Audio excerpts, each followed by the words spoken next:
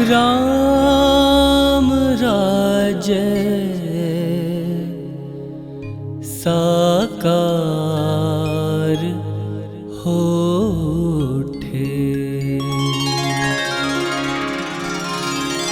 राम राज्य साकार होठे। राम राज्य साकार होठे। कलयुग सतयुग बन जाए। राम राज्य साकार होठे। कलयुग सतयुग बन जाए। ऐसी कृपा दृष्टि कर दो प्रभु। ऐसी कृपा दृष्टि कर दो प्रभु। स्वर्ग धरा पर आ जाए। राम राज्य साकार होठे। राम राज्य साकार होठे।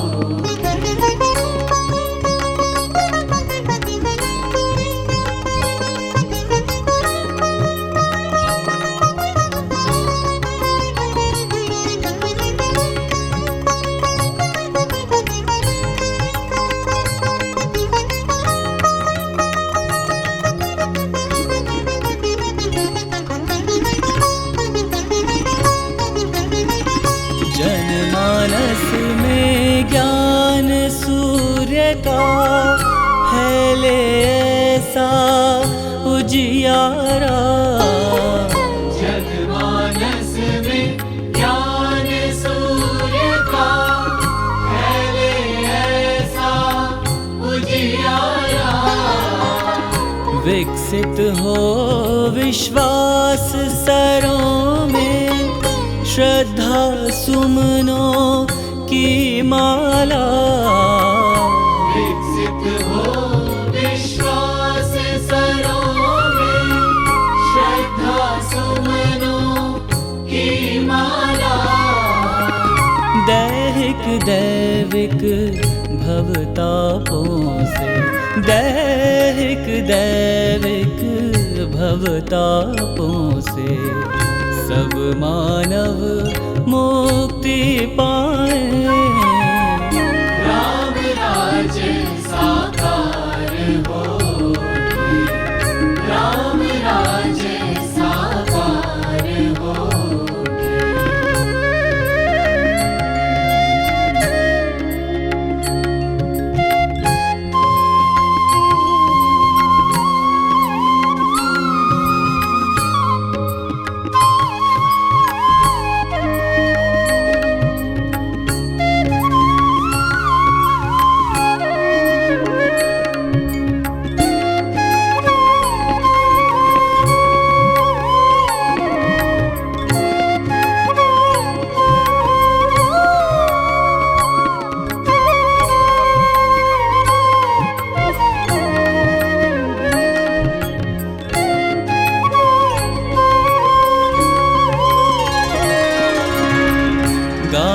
गाँव की गली गली में मचल उठे भाईचारा।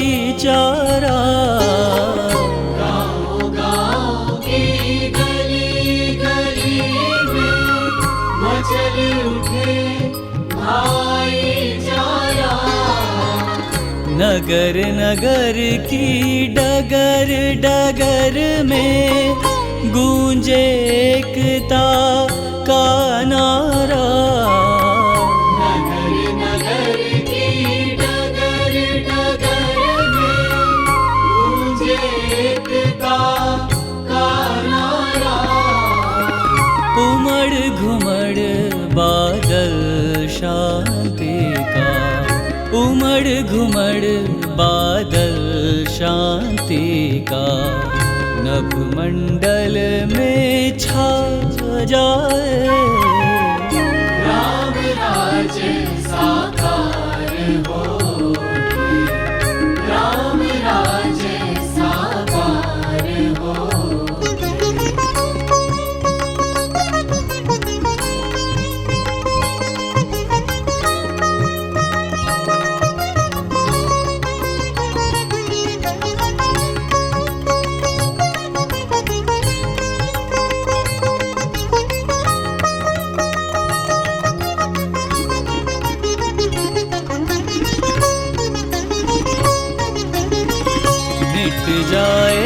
भय ऊंच नीच का और विषमता की खाई। मिट जाए भय ऊंच नीच का और विषमता की खाई। अखिल विश्व बंधुत्व भाव की बाजे घर घर शहनाई। अखिल विश्व बंधुत्व भाव की बाजे घर घर शहनाई। करुणा की मुक्तामणियों से, करुणा की मुक्तामणियों से हृदय सिंधु उफ ना जाए।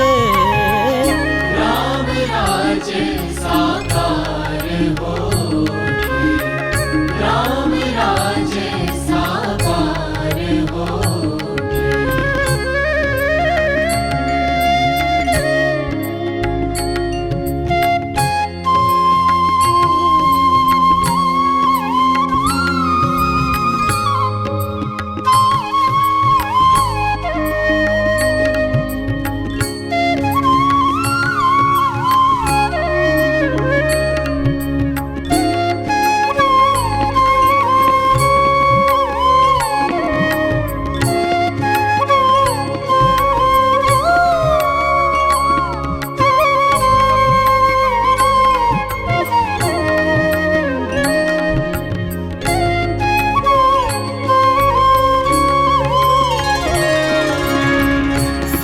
संगति समीर की शीतल मंद चल उठे पुरवाई। सत्संगति समीर की शीतल मंद चल उठे पुरवाई। चार पदारथ मकरंद गंध से झूम उठे मन अमराई। चार पदारथ मकरंद गंध से झूम उठे मन अमराई। श्रुति कोकिल कंठों से फूटे, श्रुति कोकिल कंठों से फूटे भजनों की स्वर धाराएं। राम राज्य साकार होके, राम राज्य साकार होके। कलयुग सतयुग बन जाए, ऐसी कृपा दृष्टि कर दो प्रभु, ऐसी कृपा दृष्टि कर दो प्रभु। स्वर्ग धरा पर आ जाए। राम राज्य साकार होके, राम राज्य साकार होके, राम राज्य साकार होके। राम राज्य हो, राम राज्य हो, राम राज्य साकार हो।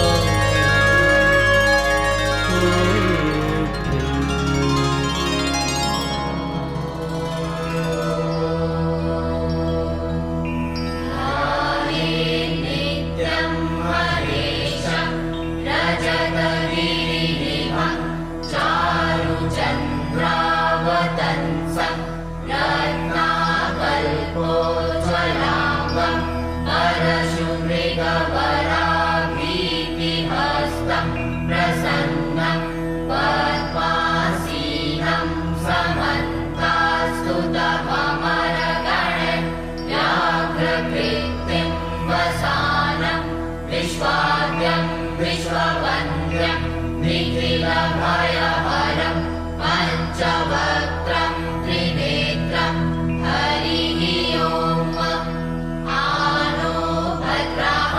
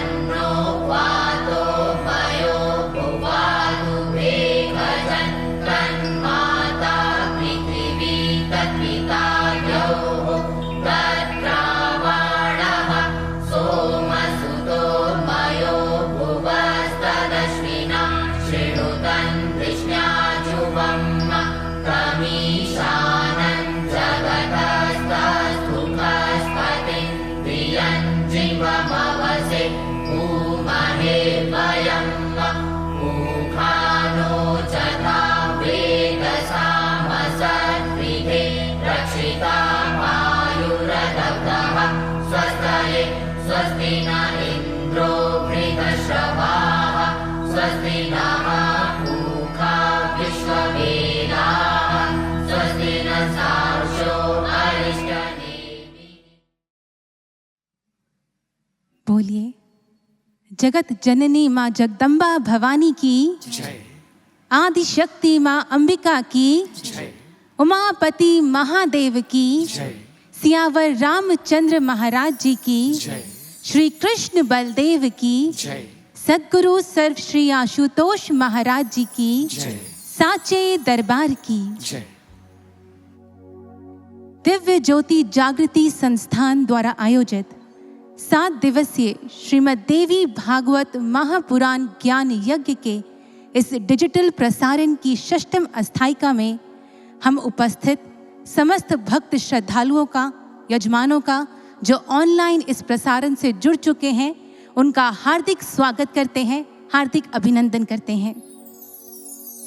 साथ ही मंचासीन गुरुदेव श्री आशुतोष महाराज जी की शिष्या आदरणीय कथाव्यास महामनस्विनी साध्वी सुश्री अदिति भारती जी का आप सभी की ओर से हार्दिक स्वागत करते हैं, हार्दिक अभिनंदन करते हैं।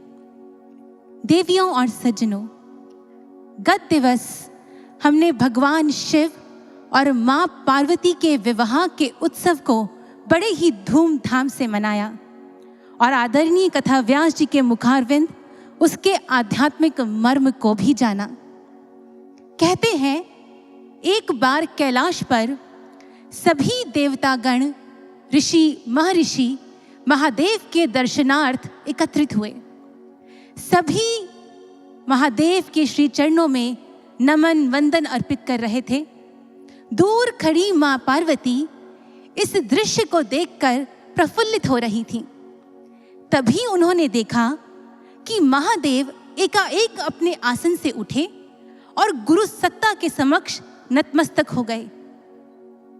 जैसे ही मां पार्वती ने यह देखा, वह आश्चर्यचकित रह गईं और तेज कदमों से दौड़ती हुई महादेव के पास पहुंची और कहने लगी, प्रभु, जहां एक और सभी देवतागण, ऋषि महर्षि आपके समक्ष नतमस्तक हैं, वहीं आप गुरु सत्ता के समक्ष नतमस्तक हैं। निस्संदेह मैं गुरु सत्ता की महिमा से अनभिज्ञ हूं। कृपा कर मुझे भी गुरु महिमा का ज्ञान दीजिए।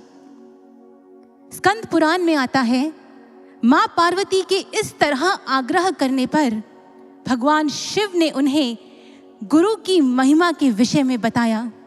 वो कहते हैं, पार्वती, गुरुम विना ब्रह्म ना अन्यत, सत्यम सत्यम वरानने।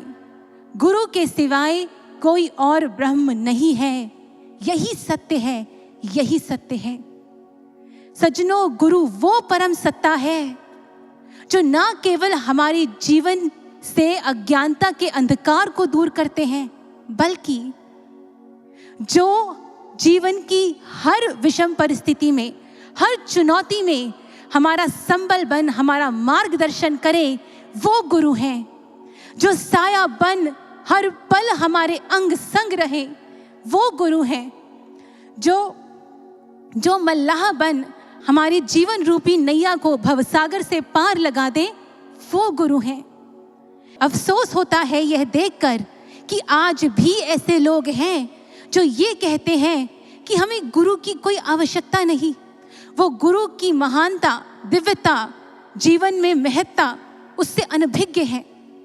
ऐसे लोगों के लिए किसी ने खूब लिखा है, कश्ती चली समंदर में, मुसाफिर सवार थे, एक नहीं दो नहीं, देखने को हजार थे।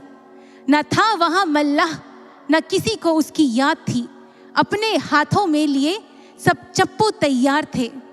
जब आया था तूफान, डगमगा गई थी नैया। न आर थे न पार थे, सब बीच मझधार थे। अपने अहम, अपनी समझ ने सबको डुबो दिया। मल्लाह के बिना हरेक ने हस्ती को खो दिया। मल्लाह के बिना हरेक ने हस्ती को खो दिया।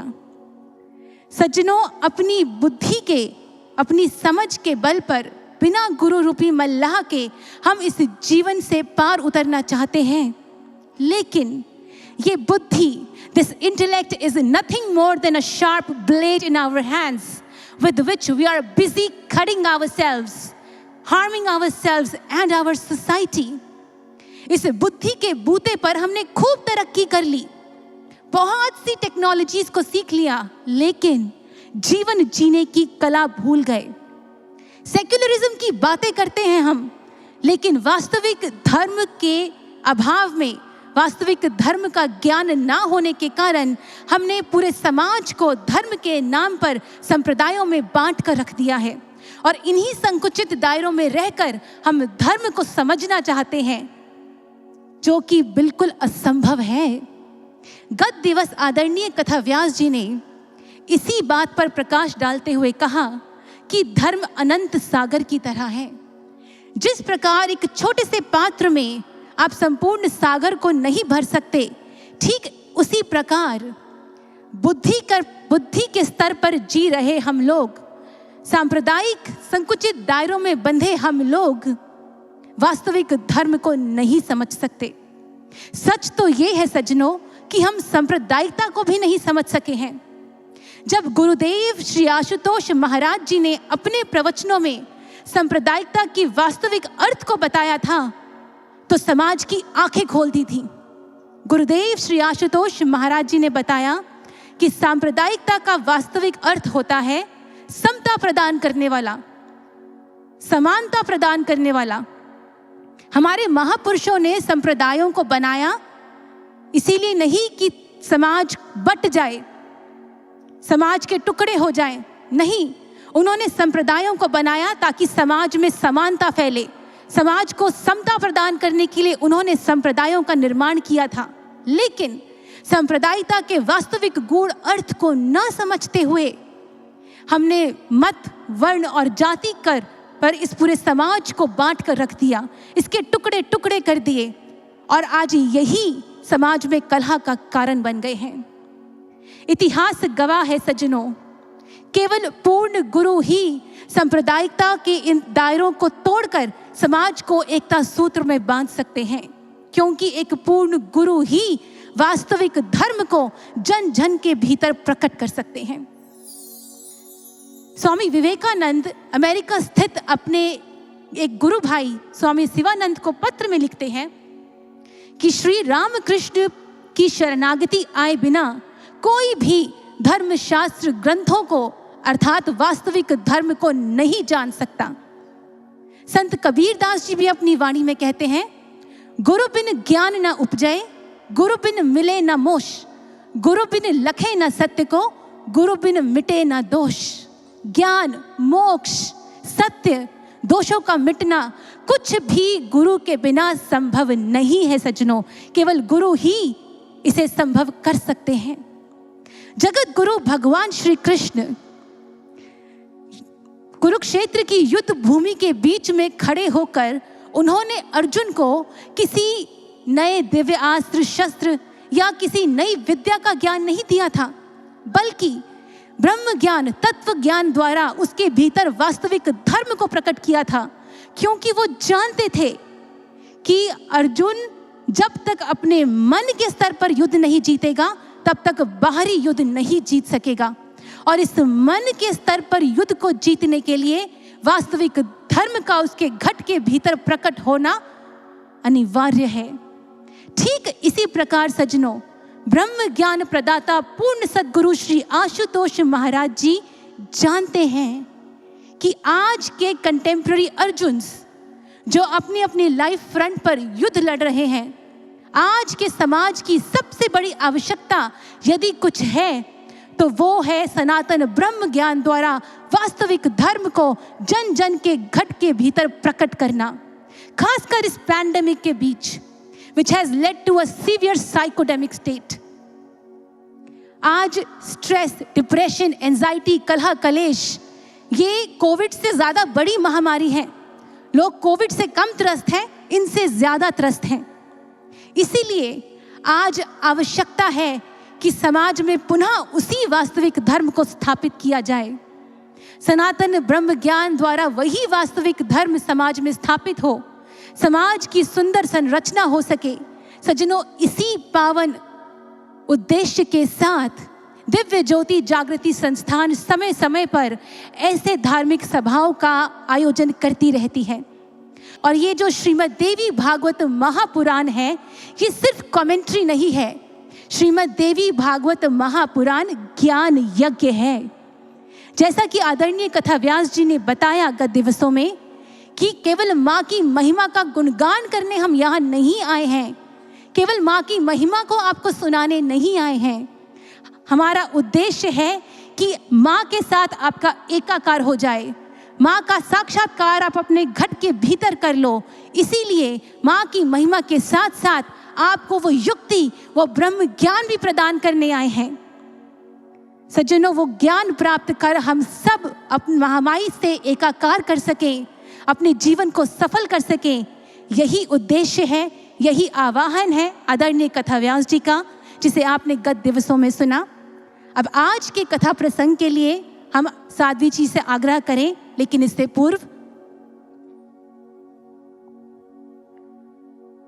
कथा के मुख्य यजमान हैं श्री गणेश मोहन सक्सेना जी एवं उनकी धर्मपत्नी श्रीमती अलका सक्सेना जी, साहिबाबाद गाजियाबाद उत्तर प्रदेश से। श्री महेंद्र ठाकुर जी एवं उनकी धर्मपत्नी श्रीमती सुनीता ठाकुर जी, नारायणा विहार दिल्ली से। श्री राजेश कुमार वर्मा जी एवं उनकी धर्मपत्नी श्रीमती विजया वर्मा जी, आयुर्विज्ञान नगर दिल्ली से। श्री संजय कानपाल जी एवं उनकी धर्मपत्नी श्रीमती नीमा कानपाल जी, आर.के. आश्रम मार्ग दिल्ली से। श्री पराग जैन जी एवं उनकी धर्मपत्नी श्रीमती ऋतु अग्रवाल जी, सरस्वती विहार गुरुग्राम से। श्री मनसा राम जी एवं उनकी धर्मपत्नी श्रीमती गायत्री देवी जी, नारायणा दिल्ली से। श्री रवि धीमान जी एवं उनकी धर्मपत्नी श्रीमती सुषमा धीमान जी, AGCR एनक्लेव दिल्ली से। श्री किरण सिंह जी वैद्य एवं उनकी धर्मपत्नी स्वर्गीय मुन्नी देवी जी, पहाड़गंज दिल्ली से। श्री सोबरन सिंह जी एवं उनकी धर्मपत्नी श्रीमती सुनीता सिंह जी, ग्रेटर नोएडा उत्तर प्रदेश से। श्री राज बहादुर खत्री जी एवं उनकी धर्मपत्नी श्रीमती भूमा खत्री जी, गोल मार्केट दिल्ली से। श्री भगवान दास भाटिया जी एवं उनकी धर्मपत्नी श्रीमती कांता भाटिया जी, न्यू राजधानी एनक्लेव दिल्ली से। स्वर्गीय अनिल गुप्ता जी एवं उनकी धर्मपत्नी श्रीमती साक्षी गुप्ता जी, मयूर विहार दिल्ली से। कुमारी रीनू जी एवं उनकी माता जी श्रीमती बादामी देवी जी, करोल बाग दिल्ली से। श्री उपेंद्र शर्मा जी एवं उनकी धर्मपत्नी श्रीमती अमृता शर्मा जी, ग्रेटर नोएडा उत्तर प्रदेश से। श्री मोहन चंद्र जोशी जी एवं उनकी धर्मपत्नी श्रीमती मनीषा जोशी जी, वेस्ट पटेल नगर दिल्ली से। श्री रघुनंदन सिंह जी एवं उनकी धर्मपत्नी श्रीमती सुनीला सिंह जी, मयूर विहार दिल्ली से। श्री सुधीर बंसल जी एवं उनकी धर्मपत्नी श्रीमती गीता बंसल जी, करमपुरा नई दिल्ली से। श्री राजकुमार जी एवं उनकी धर्मपत्नी श्रीमती अनु जी, वेस्ट पटेल नगर नई दिल्ली से। आज के उत्सव यजमान हैं श्री सुधीर कुमार जी एवं उनकी धर्मपत्नी श्रीमती बिंदु जी, प्रेमनगर दिल्ली से। श्री किशन लाल अरोड़ा जी एवं उनकी धर्मपत्नी श्रीमती मीनू अरोड़ा जी, कृष्णा नगर दिल्ली से। श्री प्रमोद मनोहर पथराबे जी एवं उनकी धर्मपत्नी श्रीमती नंदा प्रमोद पथराबे जी, कालीबाड़ी मार्ग दिल्ली से। आज के दैनिक यजमान हैं श्री भारत भूषण खेड़ा जी एवं उनकी धर्मपत्नी श्रीमती शशि प्रभा खेड़ा जी, सुदर्शन पार्क दिल्ली से। श्री हिमांशु मुंशी जी एवं उनकी धर्मपत्नी श्रीमती पूनम मुंशी जी, इंदिरापुरम गाजियाबाद उत्तर प्रदेश से। श्री महेश दत्त कौशिक जी एवं उनकी धर्मपत्नी श्रीमती रजनी कौशिक जी, विश्वास नगर दिल्ली से। श्री हरेंद्र कुमार जी, नारायणा इंडस्ट्रियल एरिया दिल्ली से। श्रीमती उषा रानी जी एवं उनके सुपुत्र श्री हर्षित शर्मा जी, अशोक विहार दिल्ली से, श्रीमती सुमन कटारिया जी एवं उनकी सुपुत्री इशिका कटारिया जी वजीरपुर दिल्ली से, श्री मनीष पाल जी एवं उनकी धर्मपत्नी श्रीमती अनीता पाल जी ग्रेटर नोएडा उत्तर प्रदेश से, श्री मुन्ना लाल नागर जी एवं उनकी धर्मपत्नी श्रीमती सरोज नागर जी मयूर विहार दिल्ली से, श्री ओम प्रकाश सिंह जी एवं उनकी धर्मपत्नी श्रीमती आरती सिंह जी इंदिरापुरम गाजियाबाद उत्तर प्रदेश से। आए अब हम सब आप सभी की ओर से आदरणीय कथा व्यास जी से आग्रह करते हैं कि वो आज के पावन कथा प्रसंग को हमारे समक्ष रखें। बोलिए माँ जगदम्बा भवानी की जय। सद्गुरु सर्व श्री आशुतोष महाराज जी की जय। साचे दरबार की जय।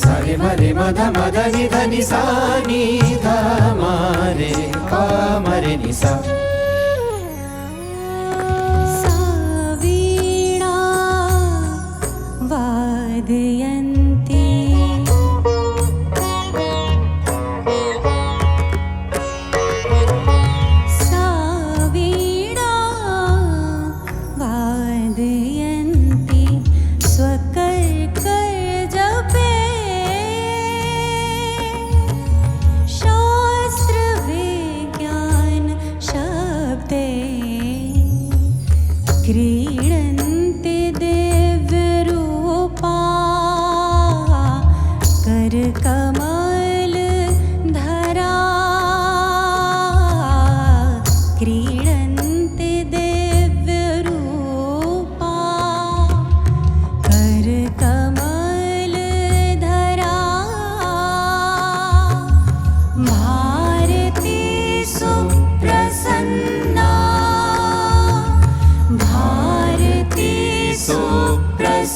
सुप्रसन्ना भारती सुप्रसन्ना।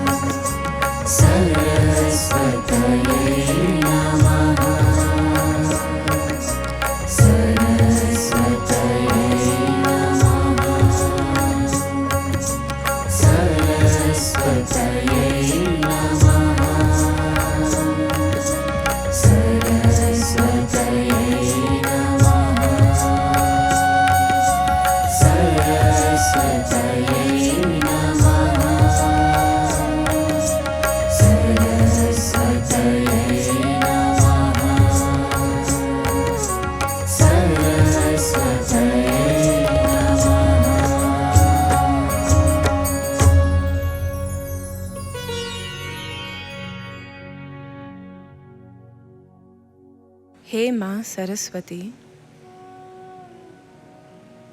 श्वेत वस्त्र धारिणी, हंस वाहिनी, वीणा वादिनी, हे माँ, आप ही ज्ञान से संपूर्ण धरा को आलोकित करती हैं। आप ही अपनी वीणा पे जब वह दिव्य स्वर छेड़ती हैं तो संपूर्ण धरा तरंगित हो उठती है, दिव्यता से स्पंदित हो उठती है। आप ही अपनी संतानों को विवेक प्रदान करती हैं, उनके जीवन को सद्मार्ग की ओर प्रशस्त करती हैं। आप ही ब्रह्म ज्ञान की प्रदायिनी है माँ। आपकी ये संतानें आपके श्री चरणों में उसी दिव्य ज्ञान के लिए प्रार्थनारत हैं। हे माँ, हमारे जीवन को भी अपने उस वीणा के दिव्य संगीत से स्पंदित करें, हमारे भीतर भी उस विवेक का उद्भव करें। हम सब आपके ही श्री चरणों में कोटि कोटि नमन अर्पित करते हैं, कोटि कोटि नमन अर्पित करते हैं, कोटि कोटि नमन अर्पित करते हैं।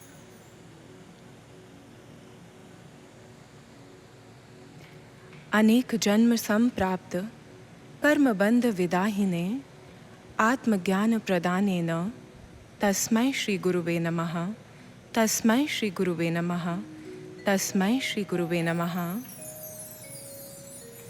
अनेक जन्मों से भटकती हुई जीवात्मा, जिसने असंख्य कर्मों के बंधन अपने साथ बांध लिए हैं, उसे अध्यात्म ज्ञान प्रदान कर वह सद्गुरु इस जीवन के बंधन से मुक्त करते हैं। ऐसे ब्रह्म ज्ञान प्रदाता सद्गुरु सर्वश्री आशुतोष महाराज जी, जिन्होंने हमें वो ब्रह्म ज्ञान प्रदान किया है, उस आत्म ज्ञान से हमारे अंतस्थ को आलोकित किया है, उन्हीं के श्री चरणों में हम कोटि कोटि नमन अर्पित करते हैं, कोटि कोटि नमन अर्पित करते हैं, कोटि कोटि नमन अर्पित करते हैं।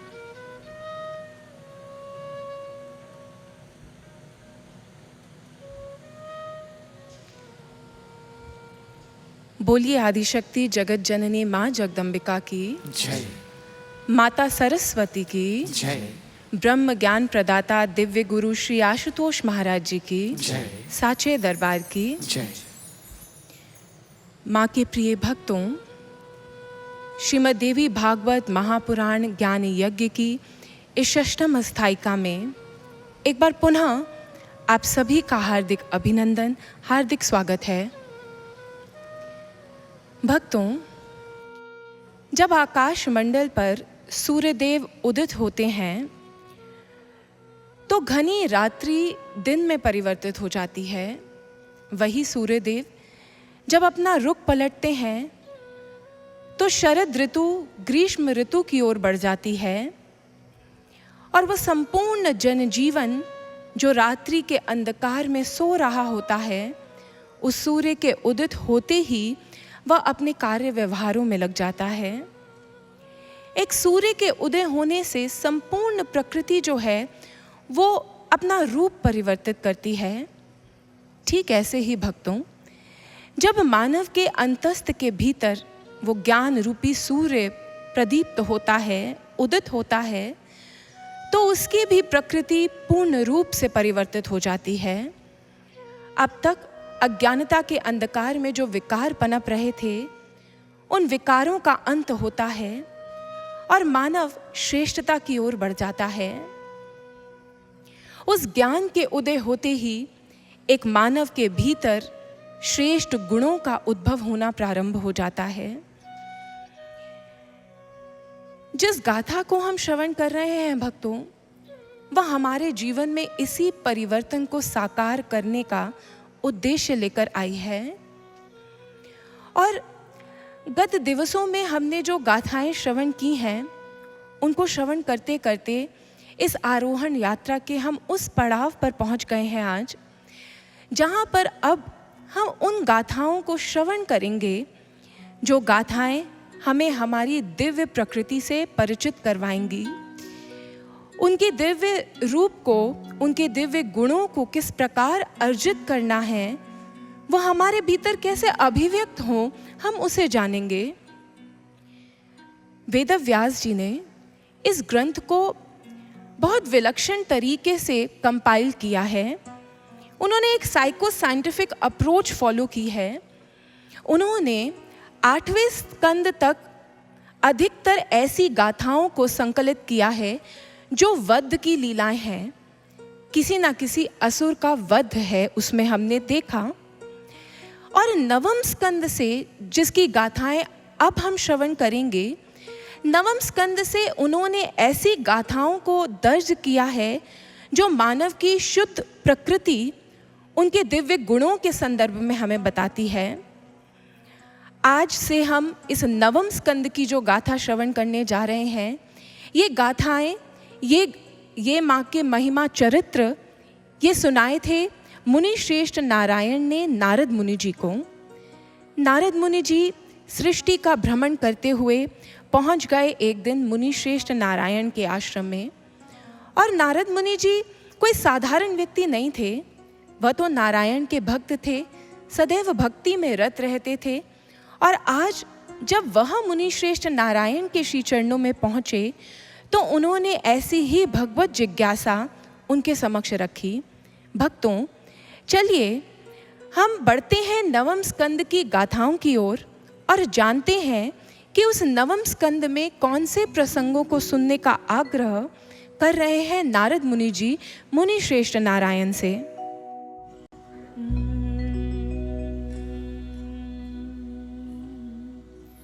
आवे बभूव साकेन कावासा ज्ञानिनां वर।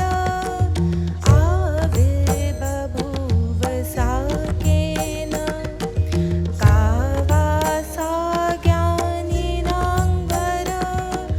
किंवातलक्षणं साधो, किंवातलक्षणं साधो बभूव पंचधा कथम्।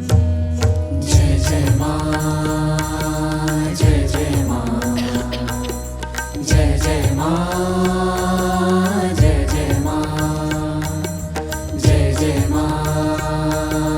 जय जय माँ, जय जय माँ, जय जय माँ। सर्वसांचरितं पूजा विधानां गुणईप्सितः। सर्वसांचरितं पूजा विधानां गुणईप्सितः। अवतारः पुत्र कस्यास् तन्मे व्याख्यातुमर्हसि। जय जय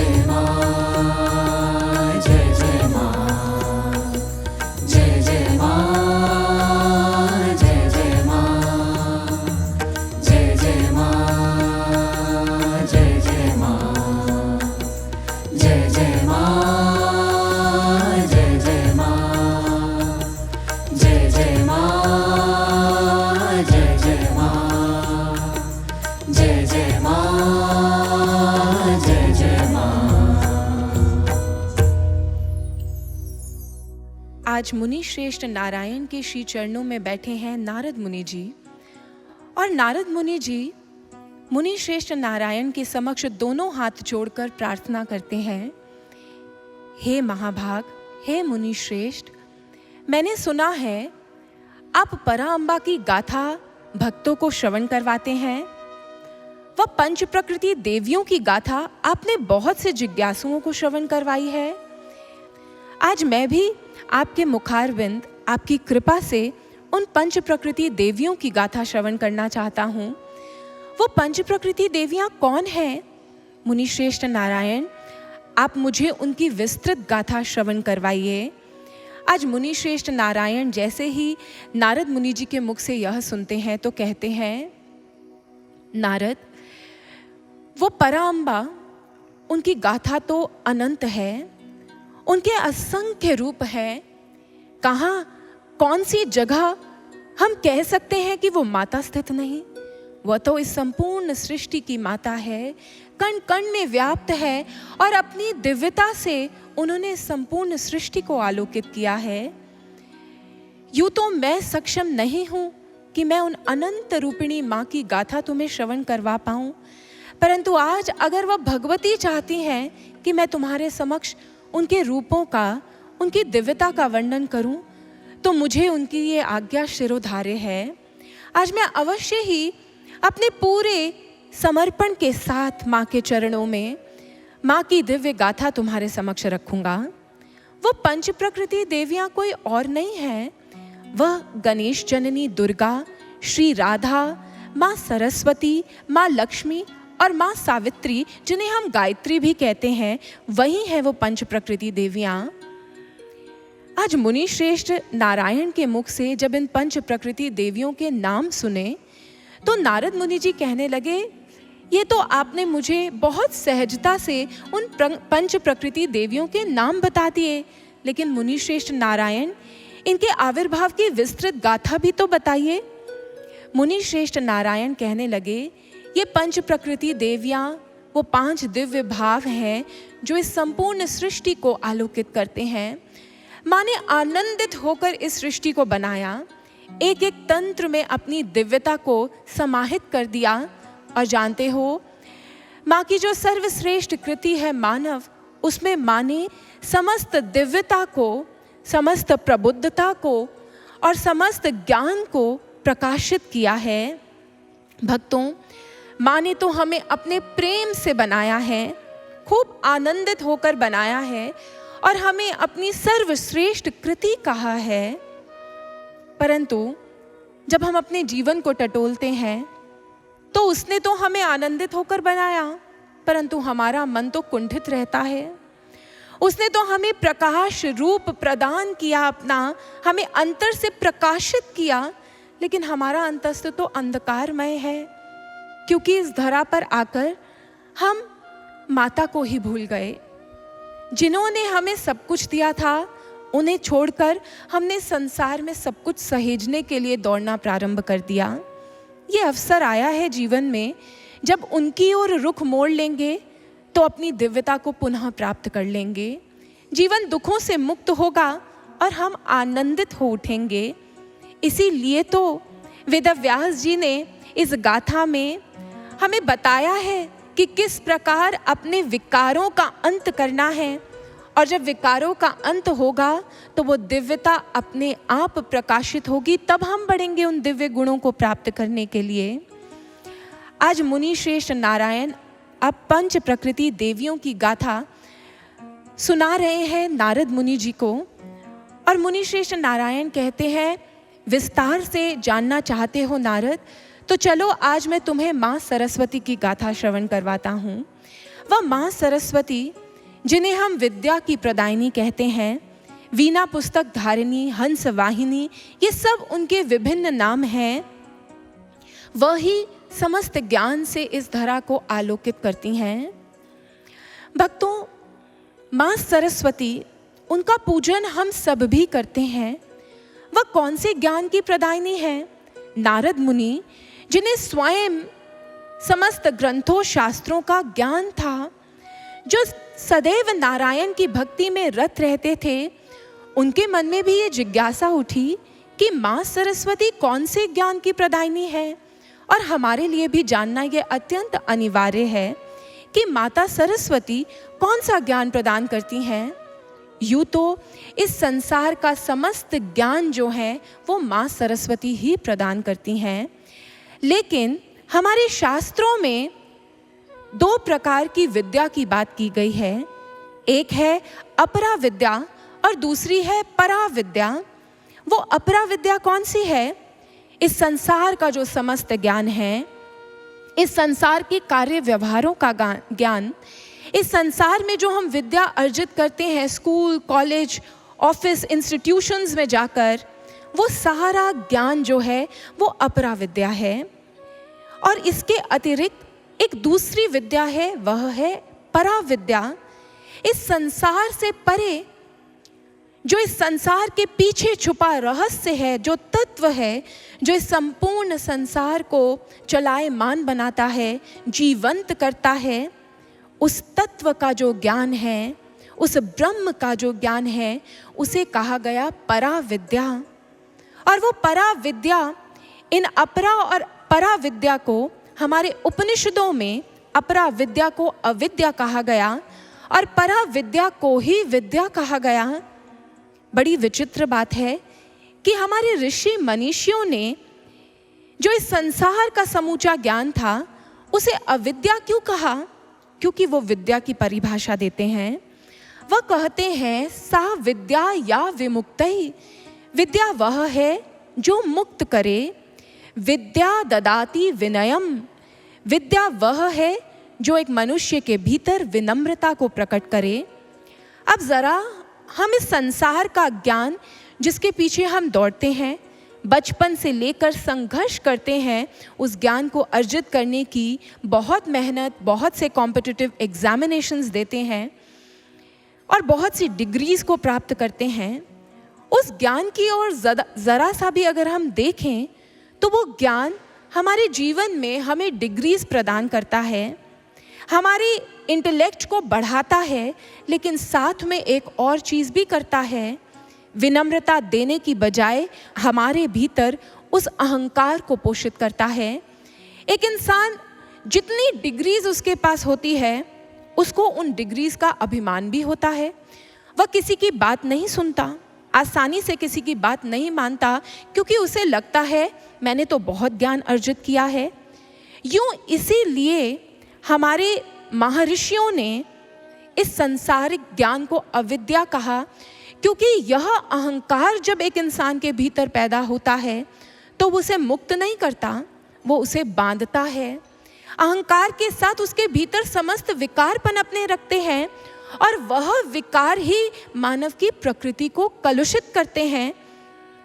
लेकिन विद्या तो वह है जो इन विकारों से हमें मुक्त कर दे, और वह तो इस संसार में एक ही है। जब इंसान को यह बोध होता है कि वह कुछ भी करने वाला नहीं है, वो तो बस एक यंत्र है, एक निमित्त है, करने वाले, समूचे ज्ञान को सिद्ध करने वाले तो वह परब्रह्म ही हैं, वो माँ भगवती ही हैं, जिन्होंने सारे ज्ञान का उदय किया है। तो उस समय उसके भीतर विनम्रता का उदय होता है, तब वो अपने बंधनों से मुक्त होता है, तब उसके भीतर समर्पण उत्पन्न होता है। और जब विचित्रता देखिए, जब वह अपने समस्त ज्ञान के अभिमान को त्याग देता है और उस ब्रह्म के साथ जुड़ जाता है, तब वह भगवती, वह परब्रह्म, इस संसार का समूचा ज्ञान उसके भीतर स्वतः ही प्रकट कर देते हैं, उसे ज्ञान विज्ञान से आलोकित कर देते हैं। और हमारे ऋषि मनीषी, उनके साथ यही हुआ। इसीलिए भक्तों, हमारे भारतीय संस्कृति में, विद्यालयों में जब बच्चा स्कूल जाता है, गुरुकुलों में जब जाया करते थे, आज जब स्कूल जाते हैं बच्चे तो सबसे पहले वहाँ उन्हें माँ सरस्वती का वंदन करवाया जाता है। माँ सरस्वती की प्रार्थना करते हैं वो। क्यों? वो प्रार्थना इसलिए की जाती है ताकि उनसे हम ये वर मांगे कि ये संसार की विद्या अर्जित करने के लिए हम यहाँ आए हैं, परंतु इस संसार की विद्या को अर्जित करते करते हमारे भीतर अभिमान ना आए। हमारे जीवन में उस श्रेष्ठ ब्रह्म ज्ञान को भी आप हमें प्रदान करना। विडंबना यह है कि आज हम सरस्वती माँ का पूजन अवश्य करते हैं, बच्चों को वो प्रार्थना आती है, परंतु उस ब्रह्म ज्ञान का हमारे समाज को पता नहीं। लेकिन आज हम दिव्य गुरु सर्वश्री आशुतोष महाराज जी के सानिध्य में बैठे हैं और उन्होंने इस समाज में उस ब्रह्म ज्ञान को उद्घाटित किया है। हम इतने दिनों से उस ब्रह्म ज्ञान की चर्चा सुन रहे हैं और आज जब माँ सरस्वती की गाथा श्रवण कर रहे हैं तो यह तो अनिवार्य हो जाता है कि हम भी मिलकर, आज जब हमने जाना है कि वो किस श्रेष्ठ ज्ञान की प्रदायिनी है, तो हम उनके चरणों में प्रार्थना करें। हम भी वीणा पुस्तक धारिणी से, ज्ञान की प्रदायिनी से ये वरदान मांगें कि वो भी हमारे जीवन में उस दिव्य ज्ञान का प्रवाह करें, उस वरदान को हमें भी प्रदान करें और हमारे जीवन को ज्ञान के प्रकाश से आलोकित करें। इसे आइए भक्तों, माँ सरस्वती के जिन कथा प्रसंगों को हम आज श्रवण करेंगे, उनकी ओर बढ़ने से पहले, माँ सरस्वती की दिव्य गाथा की ओर बढ़ने से पहले, आइए माँ सरस्वती के चरणों में वंदन अर्पित करते हैं, उनसे उस ज्ञान का वरदान मांगते हैं।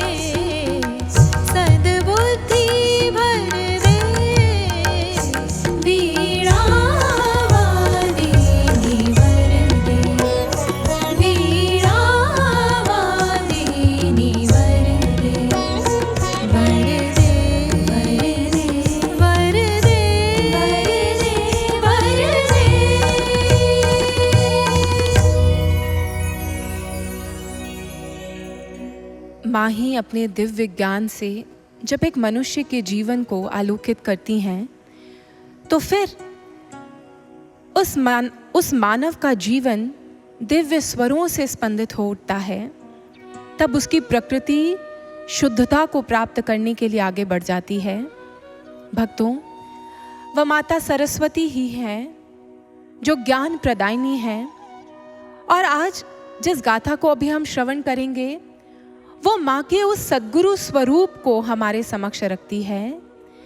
वह माता ही जब स्वयं ज्ञान प्रदान करने एक शिष्य के जीवन में सद्गुरु रूप धारण कर आती हैं, ऐसी ही एक दिव्य गाथा है माँ सरस्वती की शिष्या महारानी लीला की।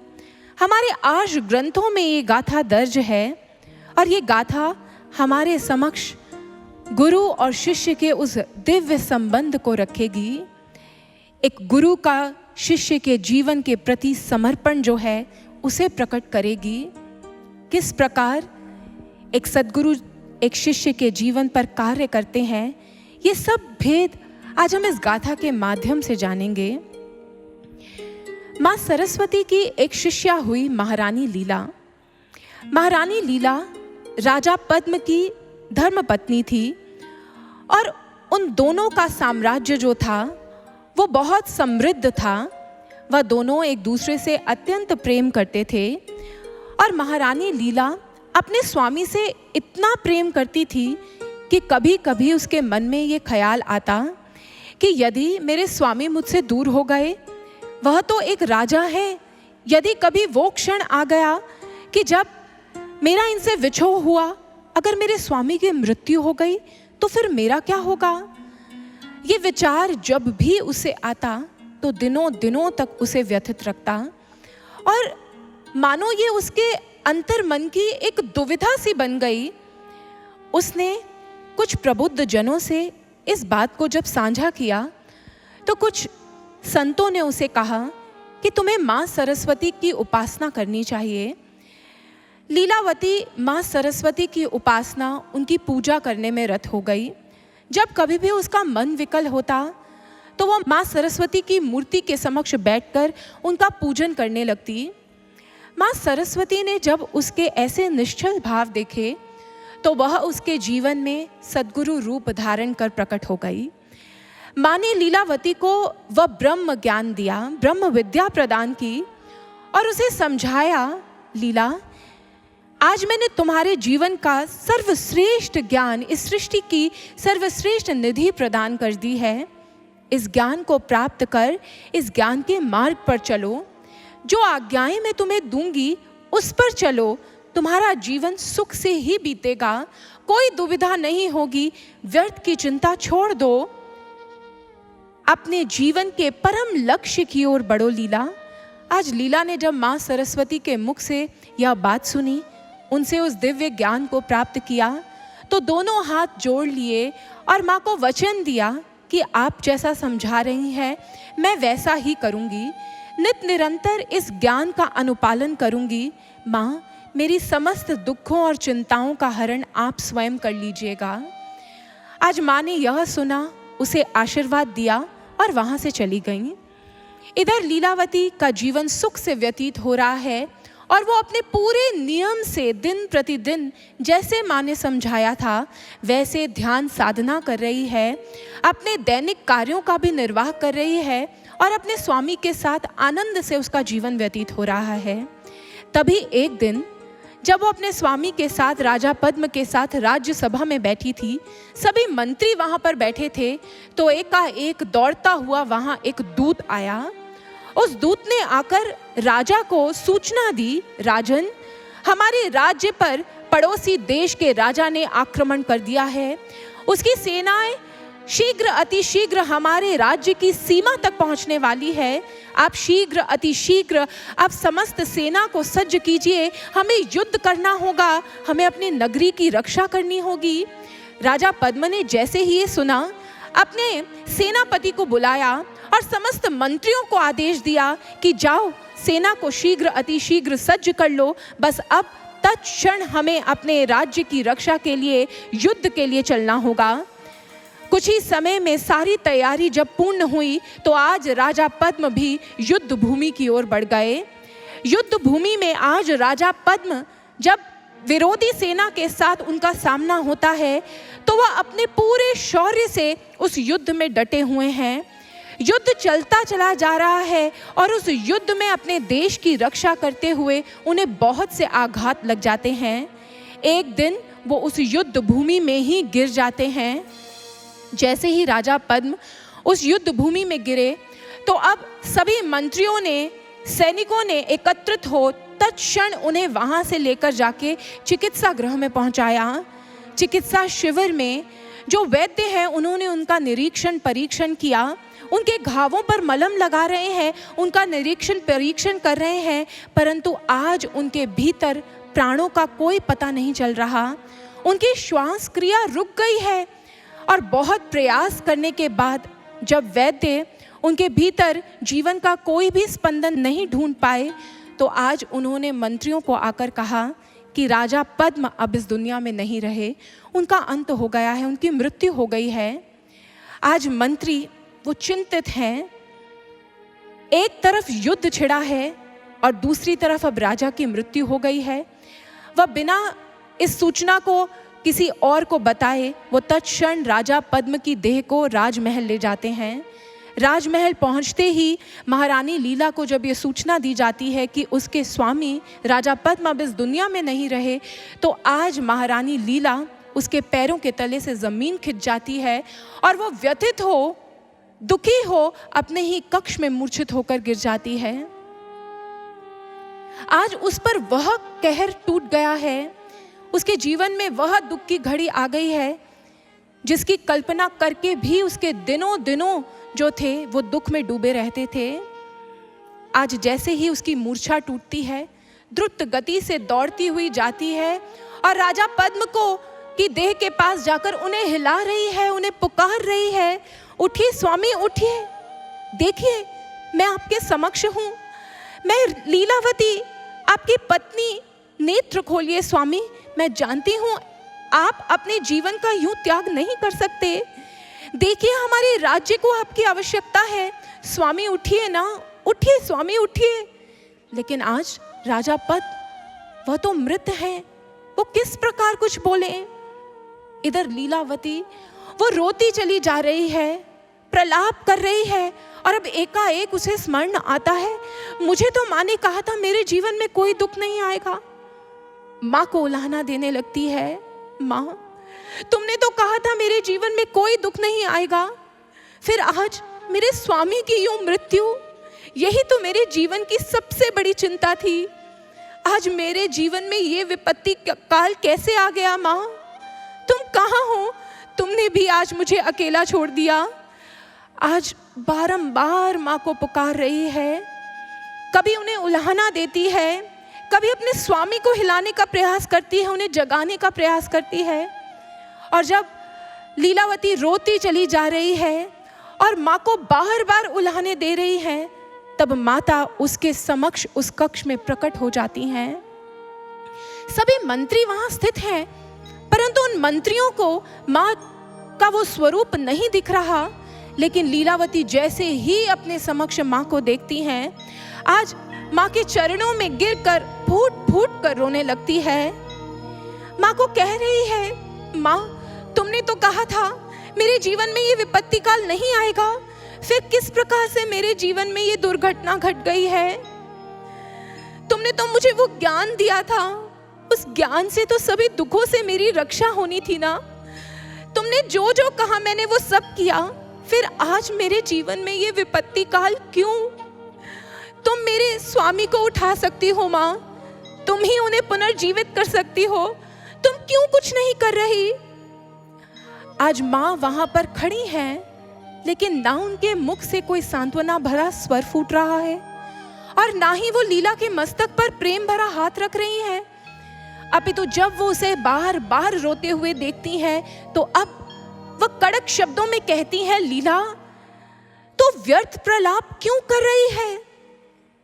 क्या जानती नहीं कि जो भी इस सृष्टि में जन्म लेता है एक दिन उसका अंत अवश्य होगा। और मैंने तुझे कहा था इस ज्ञान का अवलंब लेना जीवन की हर समस्या में ये तेरा संबल बनेगा, तुझे बल प्रदान करेगा।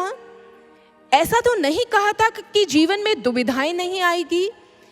क्यों रो रही है? इस समय तुझे अपने कर्तव्य का अनुपालन करना चाहिए। देख, तेरी सारी प्रजा तेरी ओर देख रही है, और यदि तू यूं रोती रही तो तेरे राज्य का क्या होगा? आज माँ का एक एक शब्द एक प्रहार की तरह लग रहा है लीला को।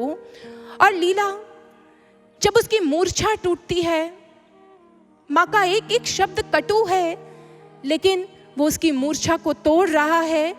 और लीला समझ जाती है कि माँ जो कह रही है वो उचित ही है। माँ के श्री चरणों में गिरकर क्षमा प्रार्थना करती है, कहती है, माँ निसंदेह आप जो कह रही हैं वो उचित है, परंतु मैं क्या करूं? ये मेरे जीवन का सबसे बड़ा भय था और आज वो मेरे समक्ष घटित हो गया है। अब मैं अपने आप को किस प्रकार संभालूं? माँ, तुम ही अपनी शरण मुझे प्रदान कर दो। आप जैसा कहोगी मैं वैसा ही करूंगी, तुम ही मुझे शक्ति प्रदान करो। माँ लीला के मस्तक पर हाथ रखती हैं, प्रेम प्रदान करती हैं और कहती हैं, लीला चिंता मत कर, जो भी होगा उचित ही होगा, श्रेष्ठ ही होगा, बहुत अच्छा होगा। बस जैसा जैसा मैं कहती हूँ वैसा वैसा करती जा। जा सर्वप्रथम अपने मंत्रियों को कहे कि वह कमल के पुष्पों को लेकर आए। कमल के पुष्पों से राजा पद्म की देह को ढक देना और उसके बाद ब्रह्म ज्ञान की ध्यान साधना में निमग्न हो जाना। मैं जैसा जैसा आदेश दूंगी वैसा वैसा करती जाना। माँ ने आज लीला को आशीर्वाद दिया और माँ वहाँ से अंतर्धान हो गई। इधर वो मंत्री देख रहे हैं हमारी रानी किससे बात कर रही है, दीवार की ओर देखकर ना जाने रोती जा रही है, कभी हाथ जोड़ लेती है, कभी कुछ बोलने लगती है। अवश्य ही इसने अपनी सुध-बुध खो दी है।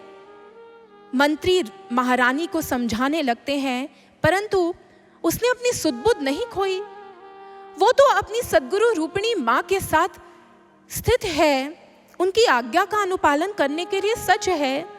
लीला कहती है, मंत्रियों जाओ, जाकर कमल के पुष्पों का बंदोबस्त करो। आज मंत्री कहते हैं, महारानी आप क्या राजा पद्म की देह का संरक्षण करने का सोच रही हैं? इस समय तो हमें उनकी अंत्येष्टि क्रिया करनी चाहिए। ये अब क्या करने जा रही है? समाज को पता चलेगा तो बहुत विरोध होगा। महारानी लीला आज एक नहीं सुनती। वह कहती है, बस जाओ, जाकर राजा पद्म की देह को ढकने के लिए मुझे कमल के पुष्प लेकर आकर दो।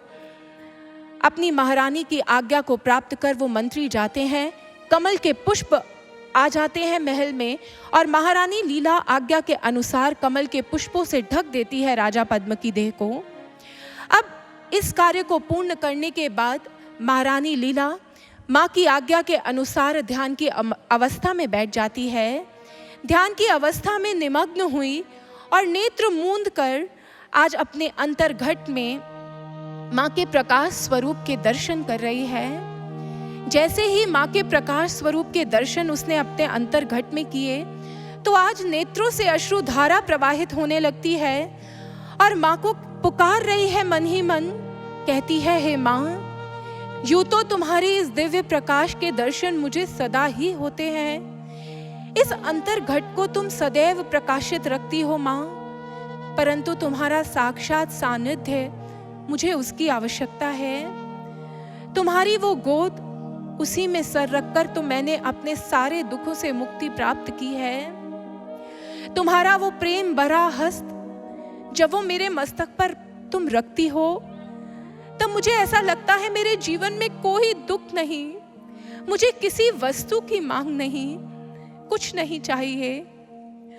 तुम्हारा वो साक्षात सानिध्य, उस सानिध्य को मैं प्राप्त करना चाहती हूँ माँ। तुम्हारे इस दिव्य स्वरूप के साथ तो मैं हमेशा रहती हूँ, परंतु कैसे भूल जाऊं तुम्हारे साक्षात सानिध्य को।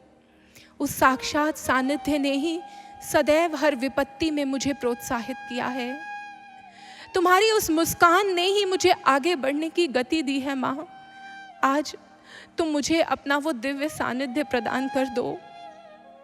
मैं इस विपत्ति काल को नहीं झेल सकती। मेरा इस विपत्ति काल से उभरना मुश्किल है माँ। तुम ही आकर मुझे अपना दिव्य संबल प्रदान करो। आज लीला रोती चली जा रही है, माँ को पुकार रही है, और जब उसके ऐसे निश्चल भाव माँ के चरणों को प्रक्षालित कर रहे हैं, तो वो माता जो अपनी संतानों के एक एक भाव को जानती है, वो सद्गुरु साधारण नहीं होते। संसार की माता तो केवल 9 माह तक हमें अपने गर्भ में धारण करती है, और फिर यदि हमें कभी भी अपने जीवन में कोई दुख महसूस होता है तो माता को बिना कहे पता चल जाता है। वो सद्गुरु रूपिणी माँ, वो सद्गुरु, वो तो हमें जब ज्ञान देते हैं तो अपनी आत्मा रूपी गर्भ में सदा सदा के लिए धारण कर लेते हैं, जन्मों जन्मों तक धारण करके लगते हैं। हम पर कोई विपत्ति आए इससे पहले उन्हें पता चल जाता है। हमारे हृदय से कोई भावों का स्पंदन फूटे, वो उन तक ना पहुंचे, ऐसा कभी हो नहीं सकता। इसीलिए वो तो सदा हमारे साथ रहते हैं। वो सदा अपने शिष्य का अवलंब बनने के लिए उसके पास ही होते हैं। शिष्य ही इधर उधर जब देखता है, संसार में खोने लगता है, तो उस एहसास को भूल जाता है। लेकिन जब शिष्य गुरु की ओर रुख करता है, तो गुरु उसके भीतर कभी विचार के रूप में, कभी भावों के रूप में, और कभी दर्शन के रूप में, कभी साक्षात सानिध्य प्रदान करने उसके समक्ष आ जाते हैं। आज माँ को पुकार रही है जब लीलावती, तो माँ भी उसके समक्ष आ जाती हैं, उसे दर्शन प्रदान करती है, उसके मस्तक पर हाथ रखती हैं और कहती हैं, लीला तू दुखी क्यों हो रही है? मैं तुझसे कब दूर हुई थी? मैं तो सदैव तेरे पास ही हूँ, चिंता मत कर। आज मैं तुझे तेरे सारे दुखों से मुक्त कर दूंगी। चल, आज मैं तुझे एक दिव्य यात्रा पर लेकर चलती हूँ, एक ऐसी दिव्य यात्रा जहाँ पर तू अपने सारे दुखों से मुक्ति को प्राप्त करेगी। तुझे तेरे सारे कर्म बंधनों से मैं मुक्त कर दूंगी। ये एक दिव्य यात्रा है जिस पर मैं तुझे लेकर जाऊंगी। चल लीला, जल्दी से साधना की अवस्था में बैठ। आज जैसे ही लीला साधना की अवस्था में बैठती है, माता उसके मस्तक पर हाथ रखती हैं, शक्तिपात करती हैं, और आज लीला को माँ अपनी शक्ति से निर्विकल्प समाधि दे देती हैं। जैसे ही वो समाधि की अवस्था में स्थित होती है, उसका सूक्ष्म शरीर उसकी देह से अलग होता है और माता के साथ आकर खड़ा हो जाता है। और माँ आज अब लीला को लेकर एक दिव्य यात्रा पर आगे बढ़ती है। दोनों एक विमान पर आरूढ़ होते हैं और माँ उस विमान को ऊपर उठने का आदेश देती हैं। वो विमान ऊपर उठता जा रहा है, ऊपर बढ़ता जा रहा है, चलता चला जा रहा है। और माँ लीला को कहती हैं, लीला, ये जिस स्थल से अब हम गुजर रहे हैं, ये चिन्मय आकाश है, और इस चिन्मय आकाश में इस संसार के स्थूल जगत के सारे दृश्य सूक्ष्म रूप से सदा स्थित रहते हैं। आज लीला सुनती है स्थूल जगत के सारे दृश्य। माँ को कहती है, माँ, तो क्या इसमें मेरा राजमहल भी होगा? मेरे स्वामी के दर्शन भी मुझे हो सकते हैं? जैसे ही माँ ने यह सुना, माँ मुस्कुराने लगी। माँ ने कहा, हाँ, यहाँ पर तुम्हारा राजमहल भी है, चलो मैं तुम्हें लेकर चलती हूँ। अब माँ ने उस विमान को आदेश दिया और वो विमान उस स्थल के समक्ष आकर रुक गया जहाँ पर वह राज्य सभा लगी थी, जिसमें रानी लीला रोज बैठा करती थी। सामने वो देखती है अपनी राज्य सभा को, और उस राज्य सभा में राजा के आसन पर बैठे हैं उसके स्वामी राजा पद्म। उनको देखते ही प्रसन्न हो जाती है। आज माँ कहती है, लीला, ध्यान रखना, यहाँ पर तुझे कोई देख नहीं पाएगा, इसलिए बस जा और देख क्या चल रहा है। अब रानी लीला देखती है राजा पद्म के साथ जो आसन है वो रिक्त है। द्रुत गति से जाती है और उस आसन पर बैठ जाती है। अब वहाँ पर वही दृश्य जो धरा पर घटा था वो पुनः घटना प्रारंभ हो जाता है। एक दूत आता है और दूत समाचार देता है कि पड़ोसी देश के राजा ने आक्रमण कर दिया है। जैसे ही राजा पद्म ये सूचना सुनते हैं, जैसे धरती पर घटा था वैसा ही घटना प्रारंभ हो जाता है और आज राजा पद्म युद्ध के लिए युद्ध भूमि की ओर बढ़ना प्रारंभ करते हैं। जैसे ही रानी लीला ये देखती है, वो उनके पीछे दौड़ती है, उन्हें रोकने का प्रयास करती है। और जब वो ये रोकने का प्रयास कर रही होती है, राजा पद्म को तो कुछ सुनाई नहीं दे रहा, क्योंकि सूक्ष्म लोक में वो इस दृश्य को पुनः देख रही है। तब उस समय माता उसे पीछे खींचती है और कहती है, लीला क्या कर रही है? मैंने तुझे कहा था ना कि यहाँ पे तुझे कोई नहीं देख सकता। ये घटना तो घट चुकी है, तो केवल और केवल मात्र उस दृश्य को पुनः जी रही है, पुनः देख रही है सूक्ष्म लोक में। अब तो कुछ नहीं कर सकती, अब तो जो घटना था वो घट चुका है। अब मैं तुझे इस यात्रा पर इस बंधन से मुक्त करने के लिए लाई हूं। ऐसे ही आसक्तियों की डोरी ही तो बांधता है इंसान दूसरे के साथ, अपने रिश्ते नातों के साथ बंधता है, और फिर यही आसक्तियां उसे दुख देती हैं। जिस जीव की मृत्यु होती है, ये संसार उसे अलविदा कर देता है इस जहान से, लेकिन उस जीव का, उस व्यक्ति के मन पर पड़ी ये आसक्तियां उसे बार बार खींचती है, और यही आसक्तियां उसके आवागमन का कारण बन जाती हैं। मैं तुझे यहाँ पर इन्हीं आसक्तियों से मुक्त करने के लिए लाई हूं, और तू बार बार उसी ओर बढ़ रही है। लीला हाथ जोड़ती है और रोते हुए कहती है, माँ मैं क्या करूं? जैसे ही मुझे मेरे स्वामी का स्मरण आता है, मैं उनके साथ बिताए हुए उन सुखद पलों में डूब जाती हूं और मुझे बड़ा आनंद आता है। लेकिन जैसे ही मुझे याद आता है कि वो अब इस दुनिया में नहीं रहे, तो मेरा हृदय कांप उठता है, असंख्य पीड़ा होती है मुझे। माँ तुम ही मुझे इस पीड़ा से मुक्त कर दो। मैं कहाँ जाऊं, किसके पास जाऊं? माँ कहती है, लीला इसीलिए तो तुझे इस यात्रा पर लेकर आई हूं। मत रो, मत रो। यूं रोती रहेगी तो इस रहस्य को कैसे समझ पाएगी? अपने जीवन को यूं व्यर्थ नहीं करना लीला। भक्तों, हमारे जीवन में भी जब ऐसी घटनाएं घटती हैं, जब जीवन में किसी अपने से हम बिछुड़ जाते हैं, विपत्ति काल आती है, तो हम भी ढूंढते हैं किसी का कांधा, कि कोई हमें सांत्वना दे दे। हम किसी का दामन पकड़ लेना चाहते हैं कि जो हमें उस दुख से मुक्त कर दे। लेकिन इस संसार में तो किसी में इतना सामर्थ्य नहीं, इन सांसारिक रिश्तों में तो वो सामर्थ्य ही नहीं कि वो हमारी पीड़ा को भी समझ पाए। वो हमारी पीड़ा को देख अवश्य सकते हैं, हमें सांत्वना भरे शब्द जरूर दे सकते हैं, लेकिन वो हमारी पीड़ा को हर नहीं सकते। लेकिन इसी संसार में एक संबंध ऐसा है जो हमें हमारी पीड़ाओं से मुक्त कर सकता है। वो संबंध है एक गुरु और एक शिष्य का। सद्गुरु के साथ जब एक मनुष्य का संबंध बंधता है, तो वो सद्गुरु ही है जो कभी भी अपूर्णता प्रकट नहीं करते अपनी। उनके साथ सब कुछ पूर्ण होता है एक शिष्य का, और वह एक शिष्य की पीड़ा को महसूस भी करते हैं और उसे उस पीड़ा से उबार भी सकते हैं। वह अपने शिष्य पर आई हुई पीड़ा को पूर्ण रूप से हरने का सामर्थ्य रखते हैं। एक शिष्य पर पीड़ा आए, आपदा आए, उससे पहले उसके गुरु जान जाते हैं, उसकी रक्षा के लिए सज्ज हो जाते हैं। एक सद्गुरु के लिए देह की दूरी, काल की दूरी, समय की दूरी कोई मायने नहीं रखती, युगों की दूरी भी कोई मायने नहीं रखती। वो तो अपने शिष्य के आनंद के लिए, उसके कल्याण के लिए, उसकी रक्षा के लिए सदैव तत्पर रहते हैं। एक बात बताइए, जब मीराबाई जी को विष का प्याला दिया गया, तब उस समय कौन था जिसने उनके विष के प्याले को अमृत किया था?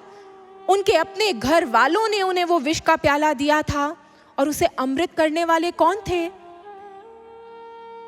द्वापर युग में जब मीरा गोपी रूप में थी, उस गोपी को भगवान श्री कृष्ण ने ज्ञान दिया था, तब उसे अपनी आत्मा रूपी गर्भ में धारण किया था। युग परिवर्तित हो गया और वो भगवान श्री कृष्ण ही आए मीरा के जीवन में और उसके विष के प्याले को अमृत कर दिया। कोई संसार का रिश्ता कर सकता है क्या ऐसा? नहीं कर सकता। वो कौन था जिसने आकर द्रौपदी के शील का रक्षण किया था उस सभा में? उसके सारे अपने वहां उस सभा में स्थित थे, परंतु उन्होंने कुछ नहीं किया। उसके शील का रक्षण करने के लिए उसके परम सखा भगवान श्री कृष्ण जो वहां पर बैठे भी नहीं थे, देह रूप में वहां स्थित नहीं थे, उन्होंने वस्त्र अवतार ले लिया और रक्षा कर ली द्रौपदी की। इस संसार में कोई कर सकता है क्या ऐसा? नहीं कर सकता। स्वामी विवेकानंद जब प्रसिद्ध हो गए, विदेशों में बड़ी ख्याति थी, तो ईर्ष्यालु लोग भी बढ़ गए। और एक पार्टी में जब थे, एक सम्मेलन में जब गए, तो वहां पर किसी ने उनके हाथ में विष से भरा हुआ कॉफी का मग थमाया। उस समय किसने उनकी रक्षा की थी? हाथ में वो विष से भरा हुआ कॉफी का मग था। और विवेकानंद जी के संदर्भ में आता है, उस घटना के संदर्भ में आता है कि उस समय उनके भीतर रामकृष्ण परमहंस जी जो महासमाधि ले चुके थे, देह त्याग कर चुके थे, उनका स्वर फूटता है, उनकी आवाज आती है और वो कहते हैं, नरेंद्र यहां से निकल जा, इस कॉफी के ग्लास को छोड़ दे। और नरेंद्र तत्क्षण वहां से जाते हैं और बाद में पता चलता है कि उस कॉफी के प्याले में विष खुला हुआ था। इस संसार का हर रिश्ता सीमा में बद्ध है, लेकिन एक सद्गुरु ही है जिनकी कृपा असीम है, जो साधारण नहीं, जो स्वयं शक्ति है। इसीलिए हर ग्रंथ में गुरु की महिमा गाई गई। लोग कहते हैं आप देवी की कथा सुना रहे हैं, फिर गुरु की महिमा क्यों? उन माता का जो प्रेम स्वरूप है, उसकी अभिव्यक्ति गुरु रूप में ही तो होती है। इसलिए जब हम गुरु की वंदना करते हैं तो क्या कहते हैं? त्वमेव माता। वो गुरु ही तो माँ है, वो माँ जो आती है हमें संवारने के लिए। अगर गुरु का मातृ रूप ना हो, अगर वो हम पर वो निस्वार्थ प्रेम ना लुटाए, तो हम पापों से भरे हुए उनके समक्ष जाकर बैठ नहीं सकते। उनके समक्ष अपनी गलतियों को लेकर हम बैठ पाते हैं, उनका प्रेम पाते हैं, क्योंकि वो माता है। वो हमारे विकार नहीं देखती, वो हमारा उद्धार करने आती है, वो हमें इन विकारों से मुक्त करने के लिए आती है। इसीलिए गुरु की महिमा गाई गई और उनकी महिमा में हर शब्द छोटा है। इसीलिए हमारे ग्रंथों ने उनकी महिमा में, हमारे ऋषि मनीषियों ने उनकी महिमा में क्या कहा? गुरुर ब्रह्मा गुरुर विष्णु गुरुर देवो महेश्वरा। वो ब्रह्म है, ब्रह्मदेव के समान एक इंसान को ब्रह्म ज्ञान प्रदान कर दूसरा जन्म देते हैं, द्विज बनाते हैं। और द्विज बनाकर उसे छोड़ नहीं देते, जन्म देकर उसे छोड़ नहीं देते। भगवान विष्णु की तरह पग पग पर उसका पालन करते हैं। महेश्वर की तरह उसके जीवन में आने वाले सभी विकारों का विष जो है उसका स्वयं पान करते हैं, उसे इस भक्ति पथ पर आगे बढ़ाते हैं। यह कहकर भी वो रुक नहीं गए, उन्होंने आगे कहा, गुरुर ब्रह्मा गुरुर विष्णु गुरुर देवो महेश्वरा गुरु साक्षात परब्रह्म तस्मै श्री गुरुवे नमः तस्मै श्री गुरुवे नमः तस्मै श्री गुरुवे नमः। वो साक्षात परब्रह्म है, क्योंकि वह अपने शिष्य के लिए इस सृष्टि के नियम बदल सकते हैं। वो अपने शिष्य के कल्याण के लिए कुछ भी कर सकते हैं, अपने ऊपर संकट ले सकते हैं, लेकिन अपने शिष्य के कल्याण के लिए सदैव तत्पर रहते हैं। भक्तों, धन्य है वो लोग जिनके जीवन में ऐसे पूर्ण सद्गुरु आते हैं। आइए हम भी उन्हीं गुरुदेव का वंदन करते हैं और प्रार्थना करते हैं कि हमारे जीवन में भी ऐसा रिश्ता आए, ऐसे सद्गुरु आए जो हमारे जीवन को भी संवार दे, पग पग पर हमारा साथ दे। वही सच्चे सुहृद हैं, वही सच्चे सखा हैं, वही सच्चे परम मित्र हैं। ऐसे ही गुरुदेव के चरणों में हम इन भावों को अर्पित करते हैं। हमें जीवन में सद्गुरु सर्वश्री आशुतोष महाराज जी की जो दिव्य कृपा मिली है, उस कृपा के लिए धन्यवाद करने के लिए हमारा हर शब्द छोटा है। इसीलिए हम अपने समस्त भावों को इस भजन के माध्यम से, इस गुरु महिमा के माध्यम से अपने गुरुदेव के श्री चरणों में अर्पित करते हैं।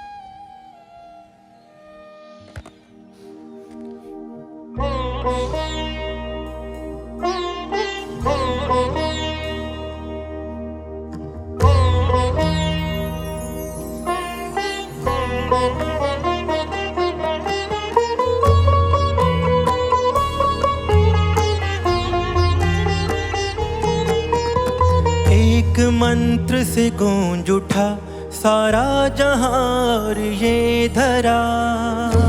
ब्रह्मा गुरुर्विष्णु गुरुर्देवो महेश्वरा। गुरुर्ब्रह्मा गुरुर्विष्णु गुरुर्देवो महेश्वरा। गुरुर्ब्रह्मा गुरुर्विष्णु गुरुर्देवो महेश्वरा। गुरुर्ब्रह्मा गुरुर्विष्णु गुरुर्देवो महेश्वरा। एक मंत्र से गूंज उठा सारा जहां और ये धरा। एक मंत्र से गूंज उठा सारा जहां और ये धरा। गुरुर्ब्रह्मा गुरुर्विष्णु गुरुर्देवो महेश्वरा। गुरुर्ब्रह्मा गुरुर्विष्णु गुरुर्देवो महेश्वरा। एक मंत्र से गूंज उठा सारा जहां और ये धरा।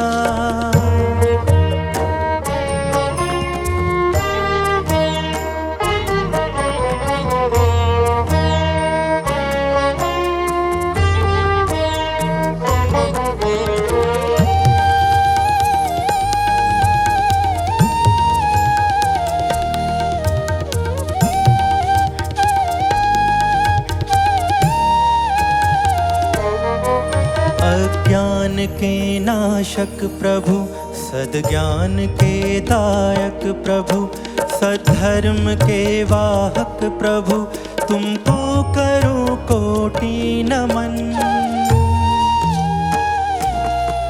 नित करुणा दृष्टि डालते, सब हृदय कलुष बुहारते, जन जन की बिगड़ी संवारते, तुम हो असीम कृपा के खन।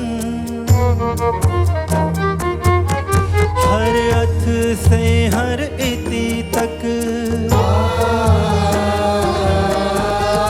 अथ से हर इति तक, हर ग्रंथ है ये कह रहा। हर अथ से हर इति तक ये ग्रंथ है ये कह रहा। गुरुर्ब्रह्मा गुरुर्विष्णु गुरुर्देवो महेश्वरा। गुरुर्ब्रह्मा गुरुर्विष्णु गुरुर्देवो महेश्वरा। एक मंत्र से गूंज उठा सारा जहां और ये धरा।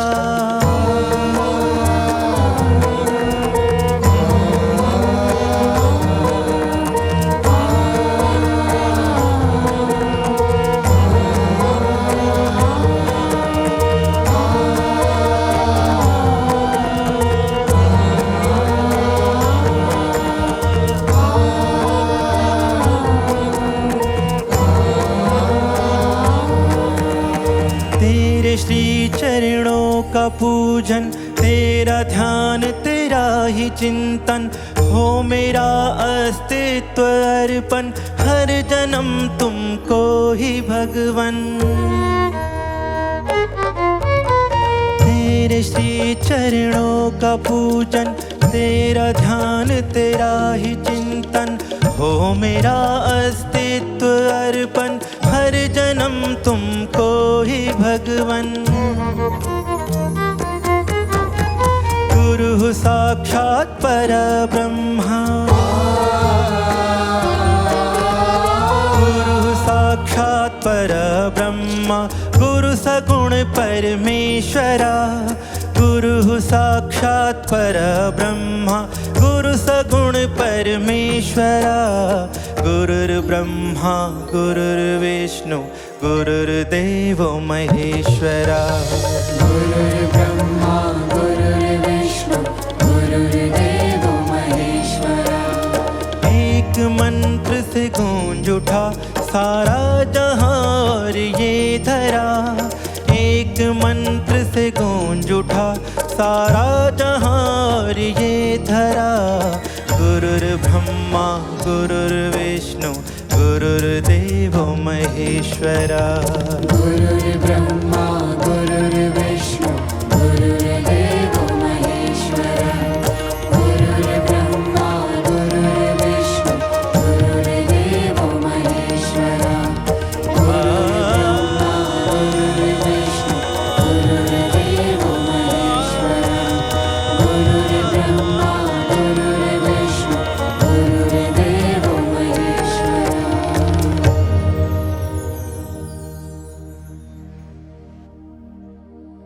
आज माँ लीलावती को कहती है, लीला रोना बंद कर, मैं तुझे इस दिव्य यात्रा पर लेकर आई हूँ।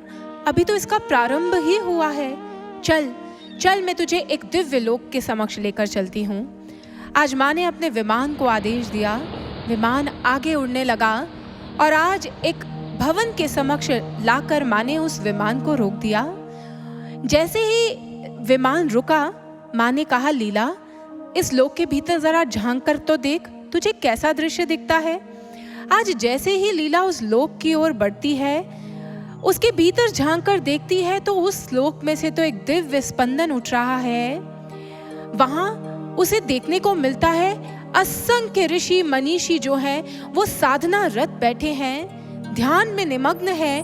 और उस लोक का जो स्पंदन है वो इतना दिव्य है कि उस स्पंदन ने जैसे ही उसके हृदय का स्पर्श किया, उसे शांति का एहसास होने लगता है। वो माँ के समक्ष आकर पूछती है, माँ ये कौन सा लोक है? यहाँ तो बहुत सारे ऋषि मनीषी बैठे हैं, ध्यान की अवस्था में निमग्न है। आज माँ कहती है, ये जप लोक है लीला। इस जप लोक में वह जीवात्माएं आती हैं, वह लोग आते हैं जो इस धरा पर रहकर मेरी भक्ति करते हैं, ब्रह्म ज्ञान को प्राप्त कर निरंतर मेरी आज्ञा में रहते हुए ध्यान साधना करते हैं। और जब उनकी मृत्यु होती है तो फिर मैं उन्हें इस लोक में लेकर आती हूँ। इस लोक में स्थित हो जो उनके शेष बचे कर्म होते हैं, वह उन कर्मों को पूर्ण करते हैं, ध्यान साधना में रत रहते हैं। जब उनके वो कर्म भी पूर्ण हो जाते हैं, कर्म बंधनों से वो मुक्त हो जाते हैं, तब उसके बाद मैं उन्हें परम पद प्रदान कर देती हूँ। आज जैसे ही लीला ने यह सुना, कहने लगी, माँ आपने मुझे यही ब्रह्म ज्ञान प्रदान किया है ना, और यही ध्यान साधना मैं भी करती हूँ। फिर क्या जब मेरी मृत्यु होगी तब आप मुझे इसी लोक में लेकर आएंगी? माँ ने कहा, अपने मन को एकाग्र चित्त हो, तुम्हें ध्यान करना है, इधर उधर भटकने नहीं देना, निरंतर अभ्यास करना है। लीला ने कहा, माँ लेकिन मेरा मन तो बहुत चंचल है, इधर उधर घूमता है। कभी मेरे राज्य के विचार मुझे आते हैं, कभी राजा पद्म की स्मृतियों में मैं खो जाती हूँ। मैं क्या करूँ? माँ ने कहा, यही तो ध्यान है। ध्यान की प्रक्रिया यही तो है कि तुम निरंतर अभ्यास करो। चंचल मन को बांधने की युक्ति क्या है भक्तों? भगवान श्री कृष्ण क्या कहते हैं? अभ्यासेन तु कौन्तेय। अभ्यास, कैसा अभ्यास? जब एक सद्गुरु जीवन में आते हैं और एक शिष्य को ब्रह्म ज्ञान प्रदान करते हैं तो उसके भीतर यहाँ पर जब ब्रह्म का उद्घाटन होता है, वो ज्योति स्वरूपा भगवती को देखता है तो ध्येय प्रकट हो गया। अब ध्यान की प्रक्रिया प्रारंभ होती है। और अभ्यास क्या करना है?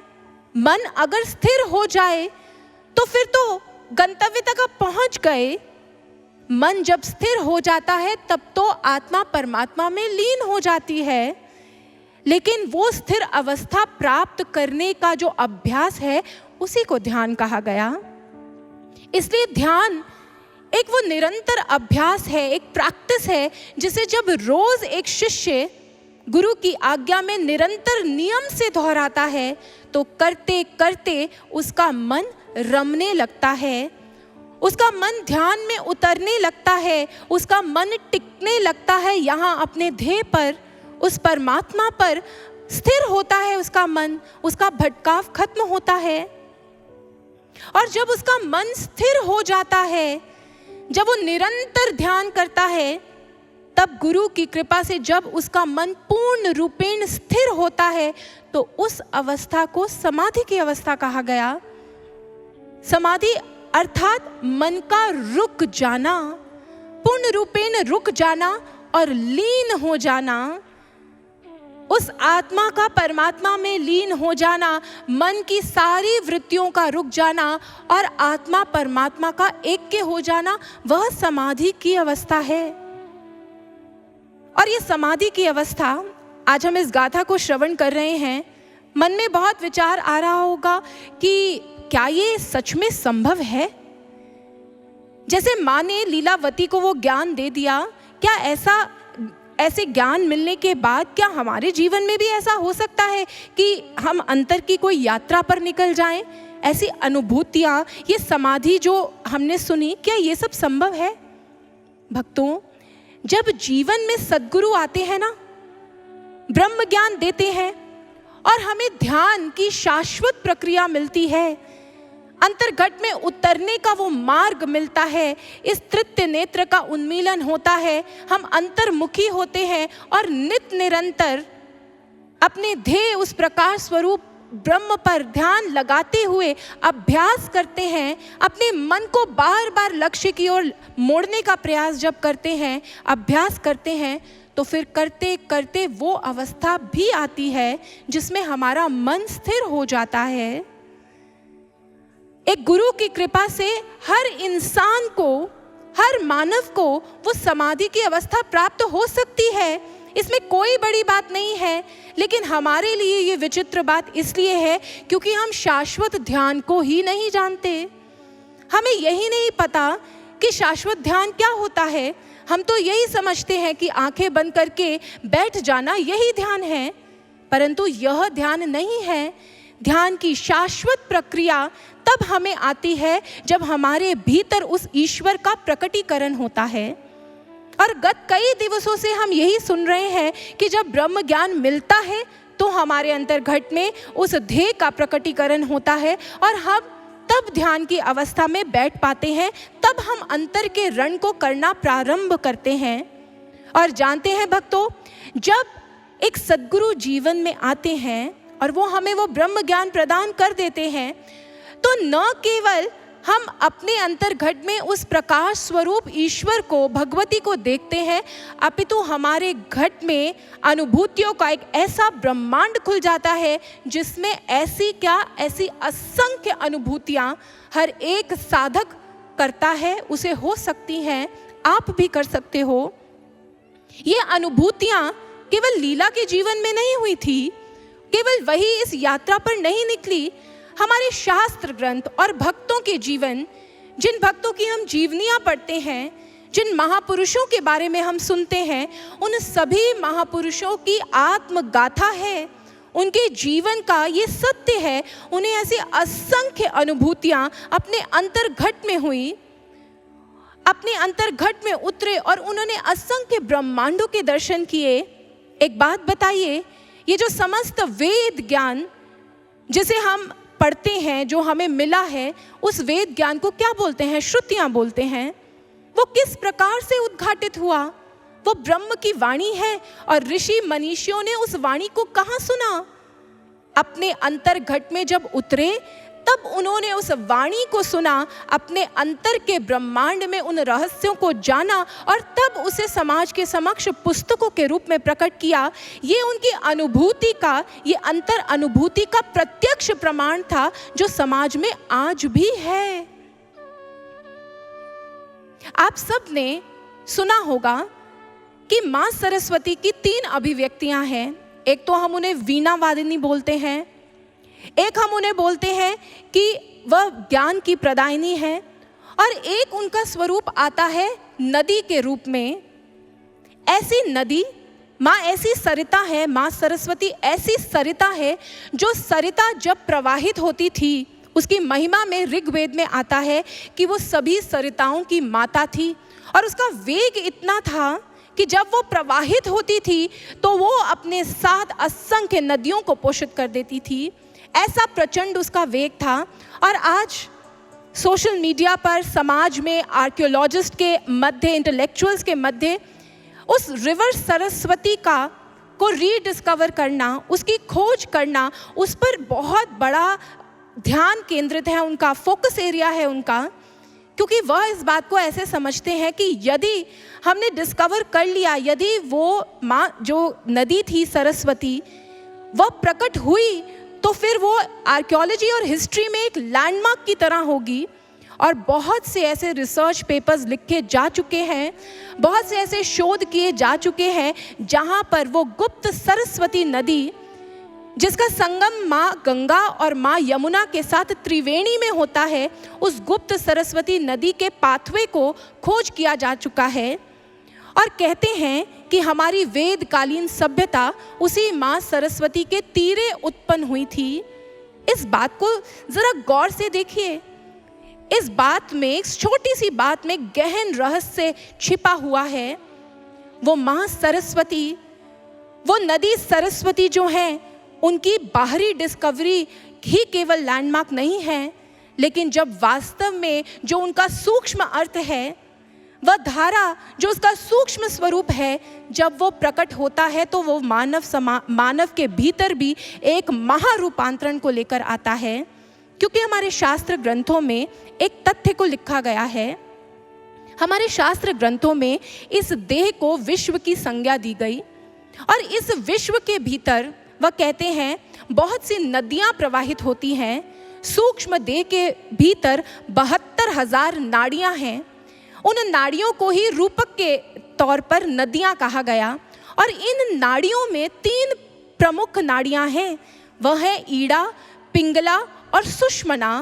और इन्हीं 3 नाड़ियों को गंगा, यमुना और सरस्वती भी कहा गया। हमारे ग्रंथों में ये दर्ज है। वो सरस्वती जो हैं वो गुप्त हैं।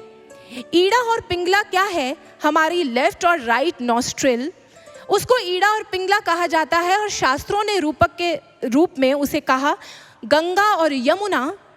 गंगा और यमुना ये प्रकट हैं, लेकिन सुषमना जो माँ सरस्वती का द्योतक है, उसके रूपक से उसे संबोधित किया गया। वह सुषमना, वह हमारी रीढ़ की हड्डी से पीछे से आती है और यहाँ पर ईड़ा और पिंगला से यहाँ पर आकर मिलती है। और जब वो यहाँ पर मिलती है और वो सुषमना एक्टिवेटेड होती है, तब उस समय यहाँ पर त्रिवेणी संगम प्रकट होता है। और इस त्रिवेणी संगम में हमारे शास्त्रों में लिखा है कि जब एक इंसान का मन गोता लगाता है तो वह अपने पापों से, अपने बिखराव से, अपने भटकन से मुक्ति को प्राप्त करता है। और यहाँ पर उद्भव होता है उस दिव्य ज्ञान का, जिस ज्ञान से हमारे ऋषि मनीषियों ने इस संपूर्ण धरा को पोषित किया। तब उसके भीतर अंत अनुभूतियों का साम्राज्य खुल जाता है। एक सद्गुरु जब जीवन में आते हैं तो वह इसी सरस्वती को एक साधक के भीतर प्रकट कर देते हैं, उसको एक्टिवेट कर देते हैं। सद्गुरु जब एक शिष्य के मस्तक पर हाथ रखते हैं ब्रह्म ज्ञान देते हुए, तब वह उसकी अनएक्टिवेटेड सुषमना नाड़ी को, जो पीछे से आ रही है, मूलाधार से रीढ़ की हड्डी से ऊपर चढ़ती हुई सूक्ष्म नाड़ी है, यहाँ आकर मिलती है, वो उसे एक्टिवेट करते हैं।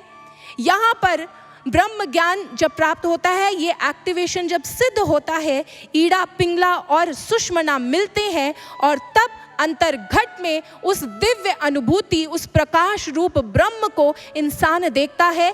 और इस सरस्वती नदी के तीरे बैठकर, अर्थात जब ये ब्रह्म ज्ञान एक इंसान को प्राप्त हो जाता है, उसे वो दिव्य दृष्टि मिलती है। वो अपने अंतर्घट में जब ध्यान साधना में उतरता है तो इस सरस्वती नदी के तीरे, यहाँ इस एक्टिवेटेड सुषमना के तीरे बैठकर हमारे ऋषि मनीषियों ने इस ब्रह्मांड के रहस्यों को जान लिया।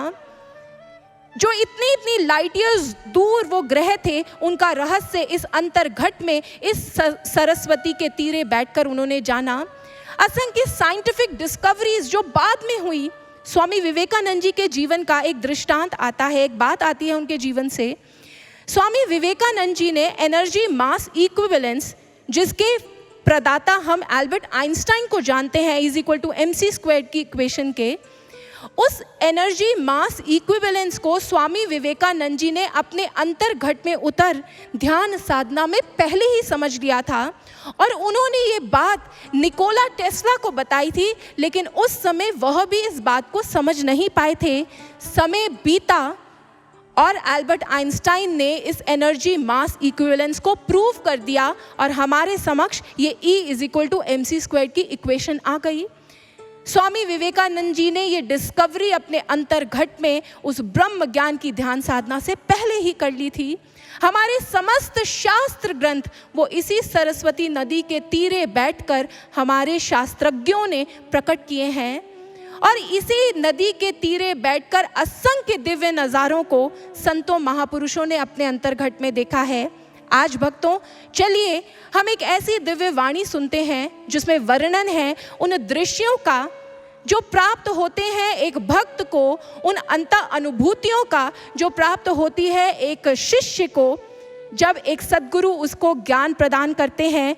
उसके यहाँ पर ये त्रिवेणी संगम एक्टिवेट होता है, उसकी दिव्य दृष्टि खुल जाती है और उस दिव्य दृष्टि से वो अंतर में बहुत से नज़ारे देखता है। भक्तों के उन नज़ारों का वर्णन इस वाणी में आप सुनेंगे, ध्यान से सुनिएगा, और उसके बाद हम जानेंगे कि कैसे हम भी इन नज़ारों को देख सकते हैं। और प्रत्यक्ष जब देख लेंगे तो फिर प्रमाण की आवश्यकता नहीं होगी, प्रत्यक्ष से बड़ा कोई प्रमाण नहीं होता।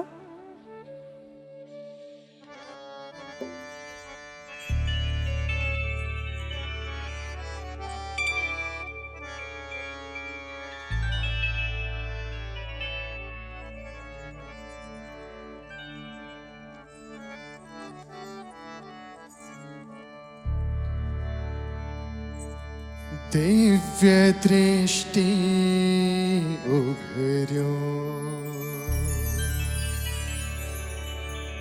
घट भीतर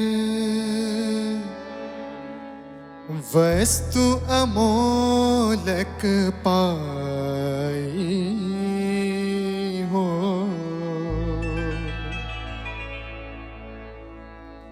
दिव्य दृष्टि उघर्यो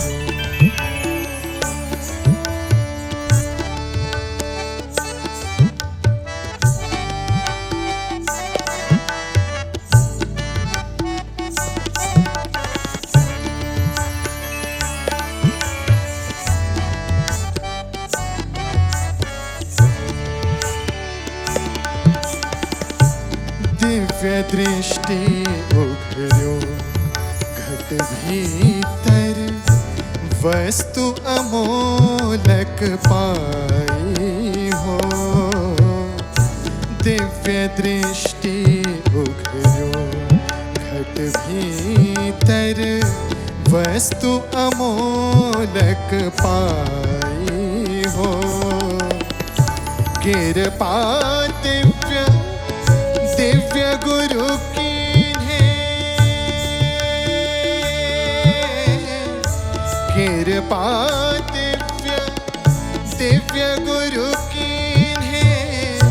कृपा दिव्य दिव्य गुरु की है। दिव्य तरस दरसाई हो। दिव्य दृष्टि उघर्यो दिव्य दृष्टि उघर्यो।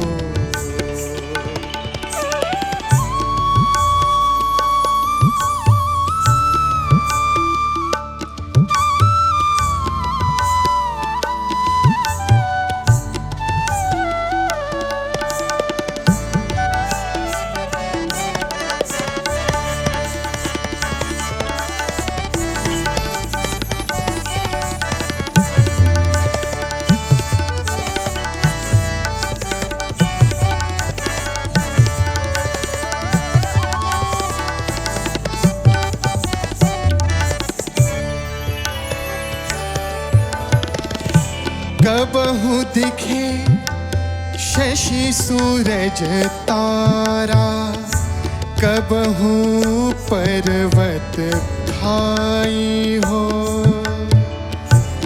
कबहू धार रिम झिम बरसे नित, कबहू शून्य भय जाई हो। हृदय बीच गुरु पूरण देखा,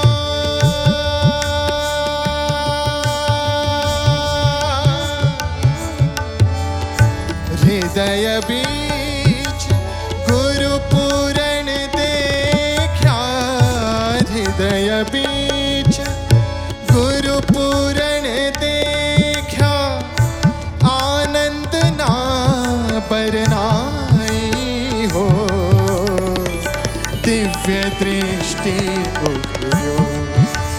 उघर्यो, दिव्य दृष्टि उघर्यो।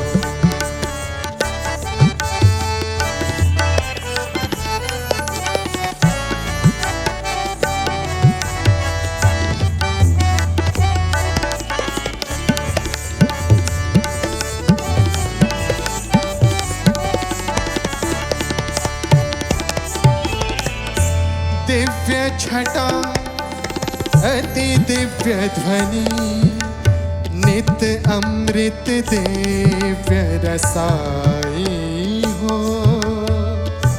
दिव्य नाम अति दिव्य सुगंधि, श्वासा श्वास समाई हो। धन्य भाग,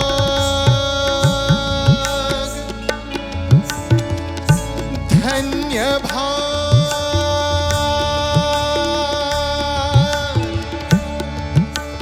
धन्य भाग, धन्य भाग,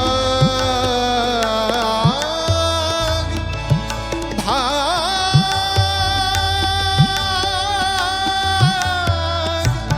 धन्य भाग, धन्य भाग,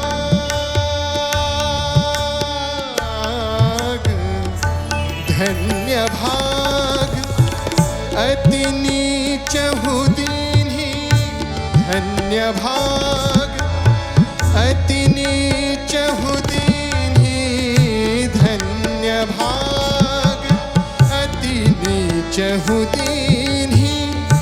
दिव्य गुरु सरनाई हो,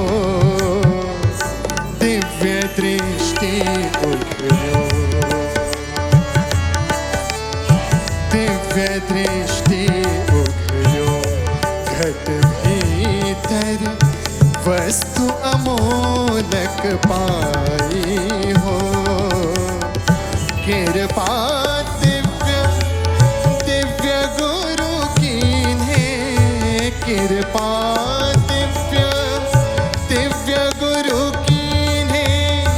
दिव्य तरस तरसाई हो, दिव्य दृष्टि उघर्यो, उघर्यो, दिव्य दृष्टि उघर्यो, उघर्यो, दिव्य दृष्टि उघर्यो, उघर्यो, दिव्य दृष्टि, दिव्य दृष्टि, दिव्य दृष्टि उघर्यो।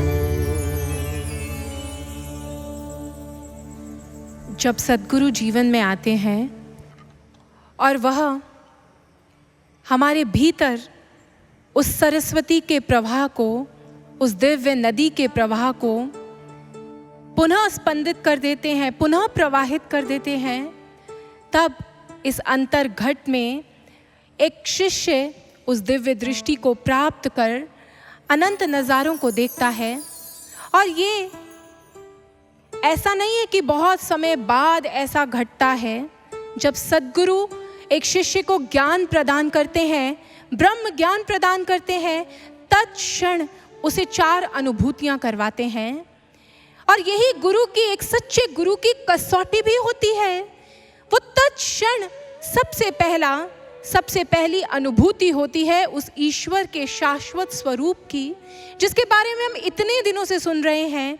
जैसे ही सद्गुरु एक शिष्य को ज्ञान प्रदान करते हैं तो अंतर्घट में एक शिष्य उस ईश्वर के प्रकाश स्वरूप का, उस भगवती के ज्योति स्वरूप का दर्शन करता है। और ये दर्शन ऐसा होता है जो एक नेत्रहीन व्यक्ति भी कर सकता है, क्योंकि इस दर्शन के लिए इन भौतिक नेत्रों की आवश्यकता नहीं है।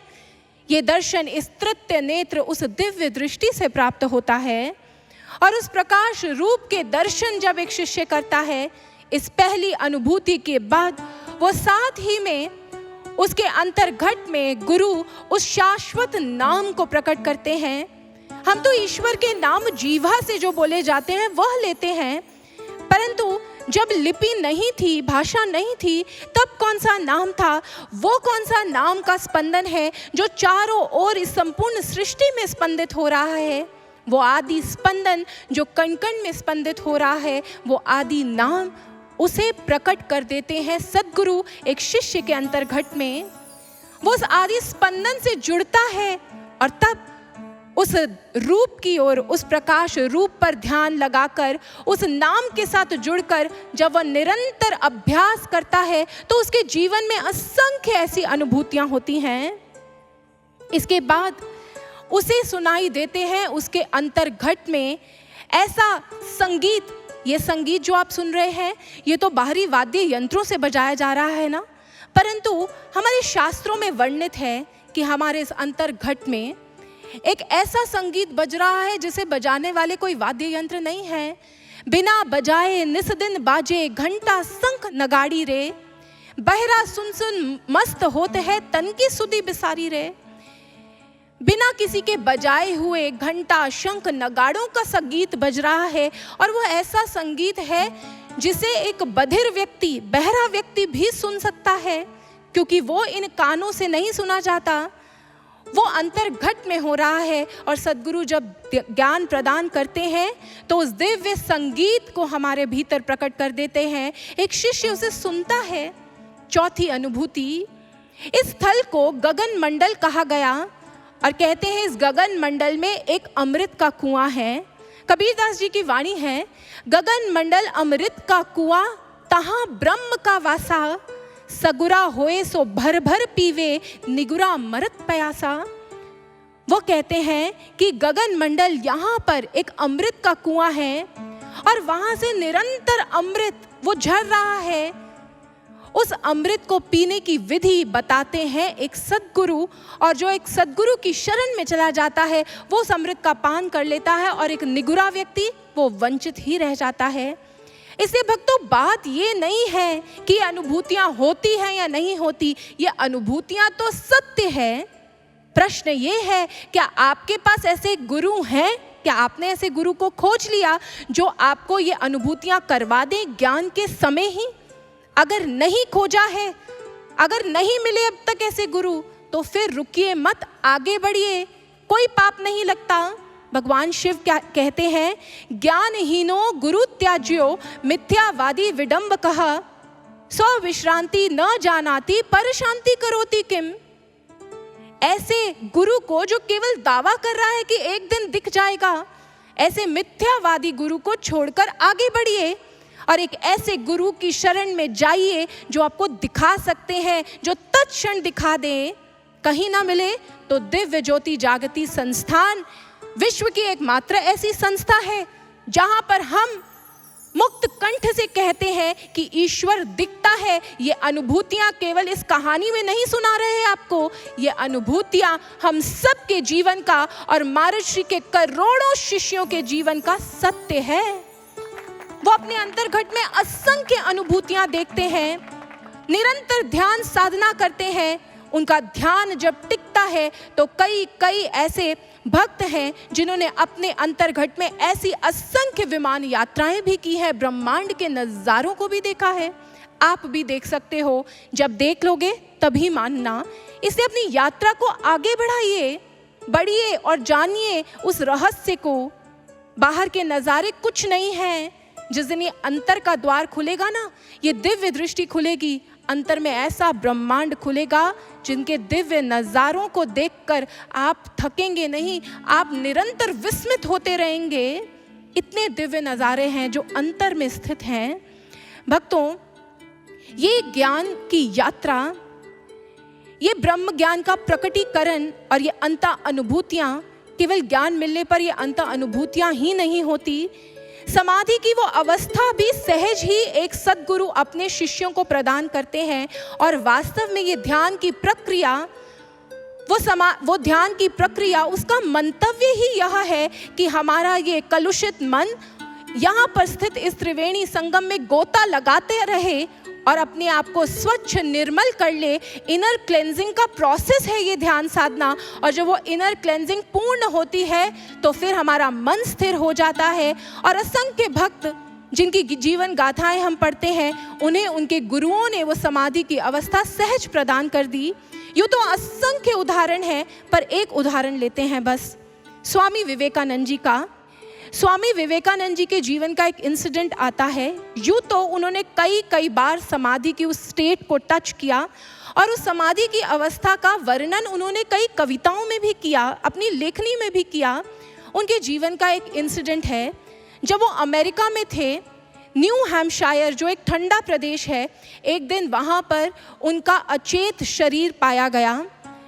एक गार्डन में, एक लेक साइड पर उनका वो अचेत देह जब मिला तो सभी लोगों ने, जिन्होंने उसे देखा, उन्हें लगा शायद ये जो योगी हैं इनकी मृत्यु हो गई है। डॉक्टर्स आए वहाँ पर, उनको निरीक्षण परीक्षण कर रहे हैं, कहीं पर जीवन का स्पंदन ढूंढने का प्रयास कर रहे हैं, परंतु नहीं मिल रहा।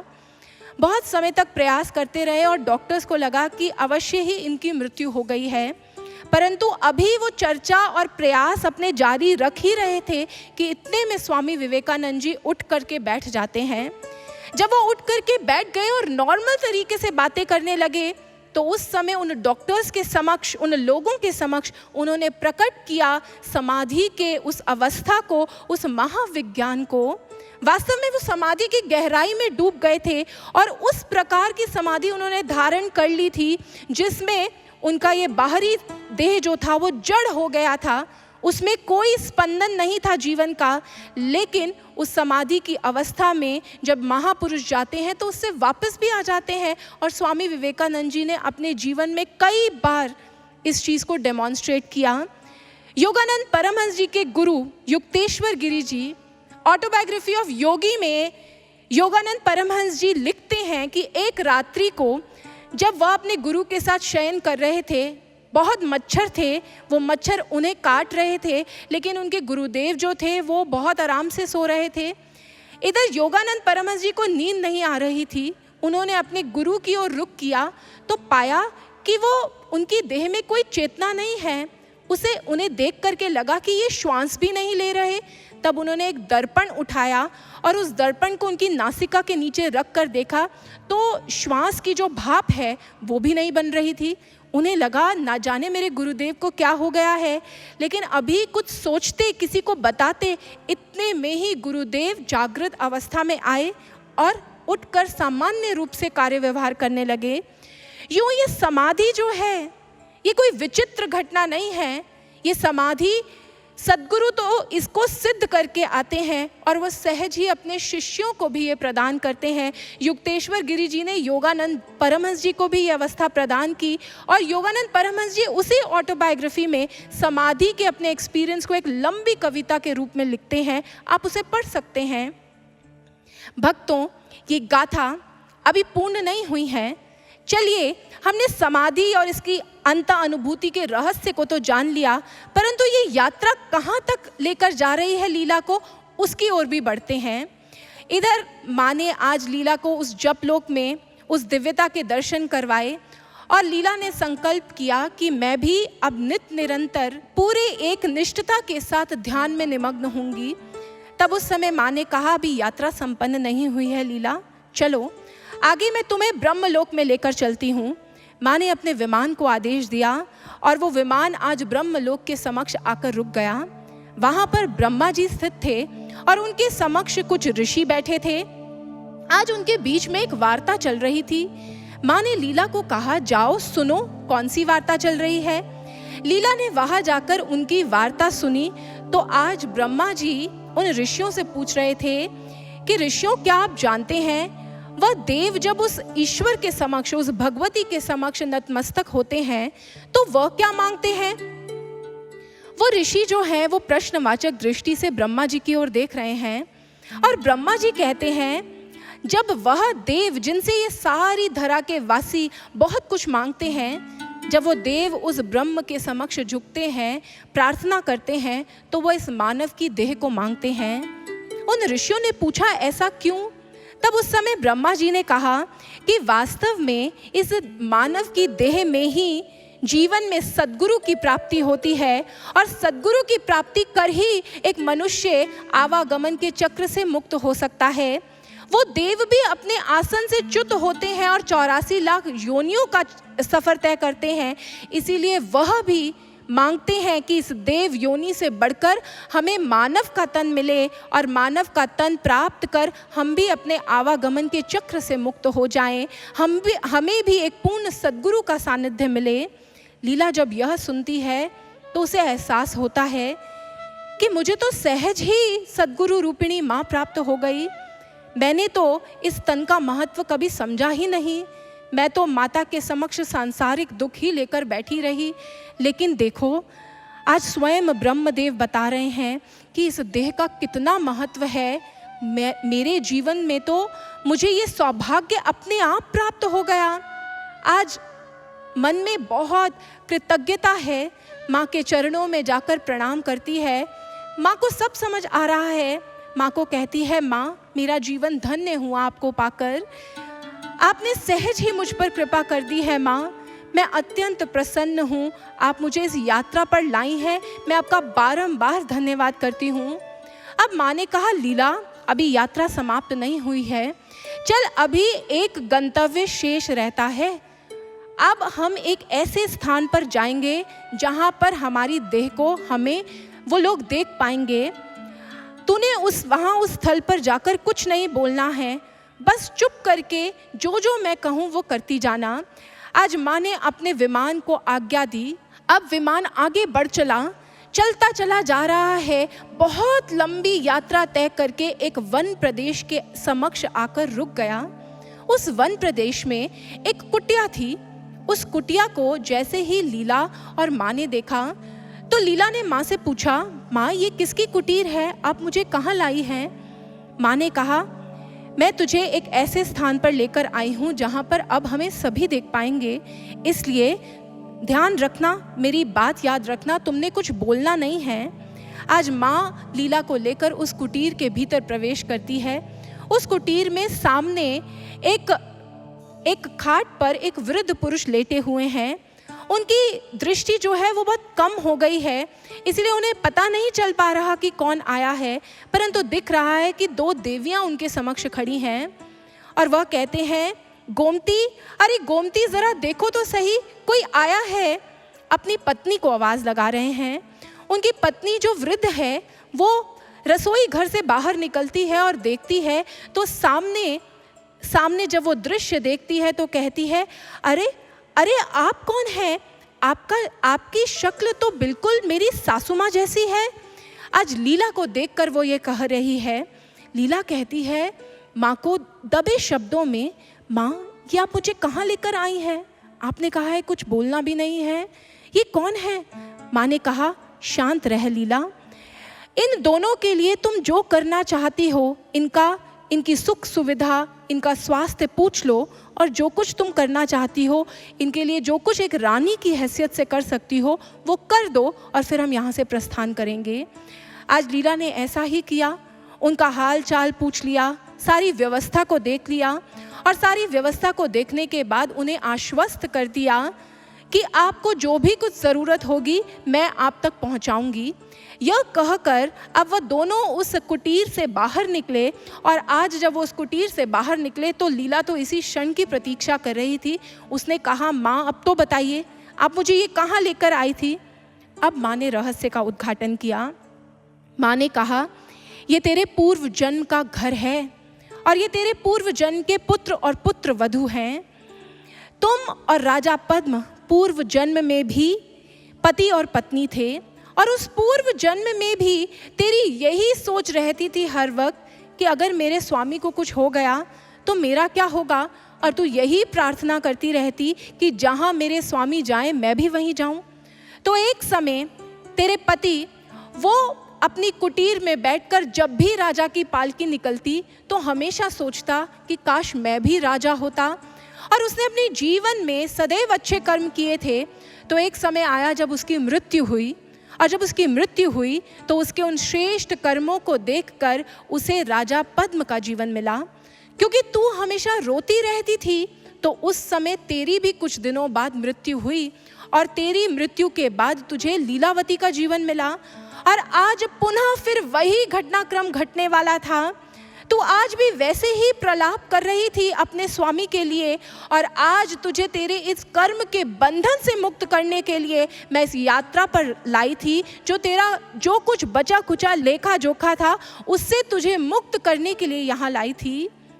भक्तों, माँ ने आज लीला को उसके कर्मों के बंधनों से मुक्त कर दिया, और लीला ने जब ये बात जानी, इस रहस्य को जाना, तो आज वो माता के श्री चरणों में गिर जाती है, दंडवत प्रणाम करती है और कहती है, माँ आज आपने मेरे सारे आसक्ति के बंधन जो हैं उनसे मुझे मुक्त कर दिया।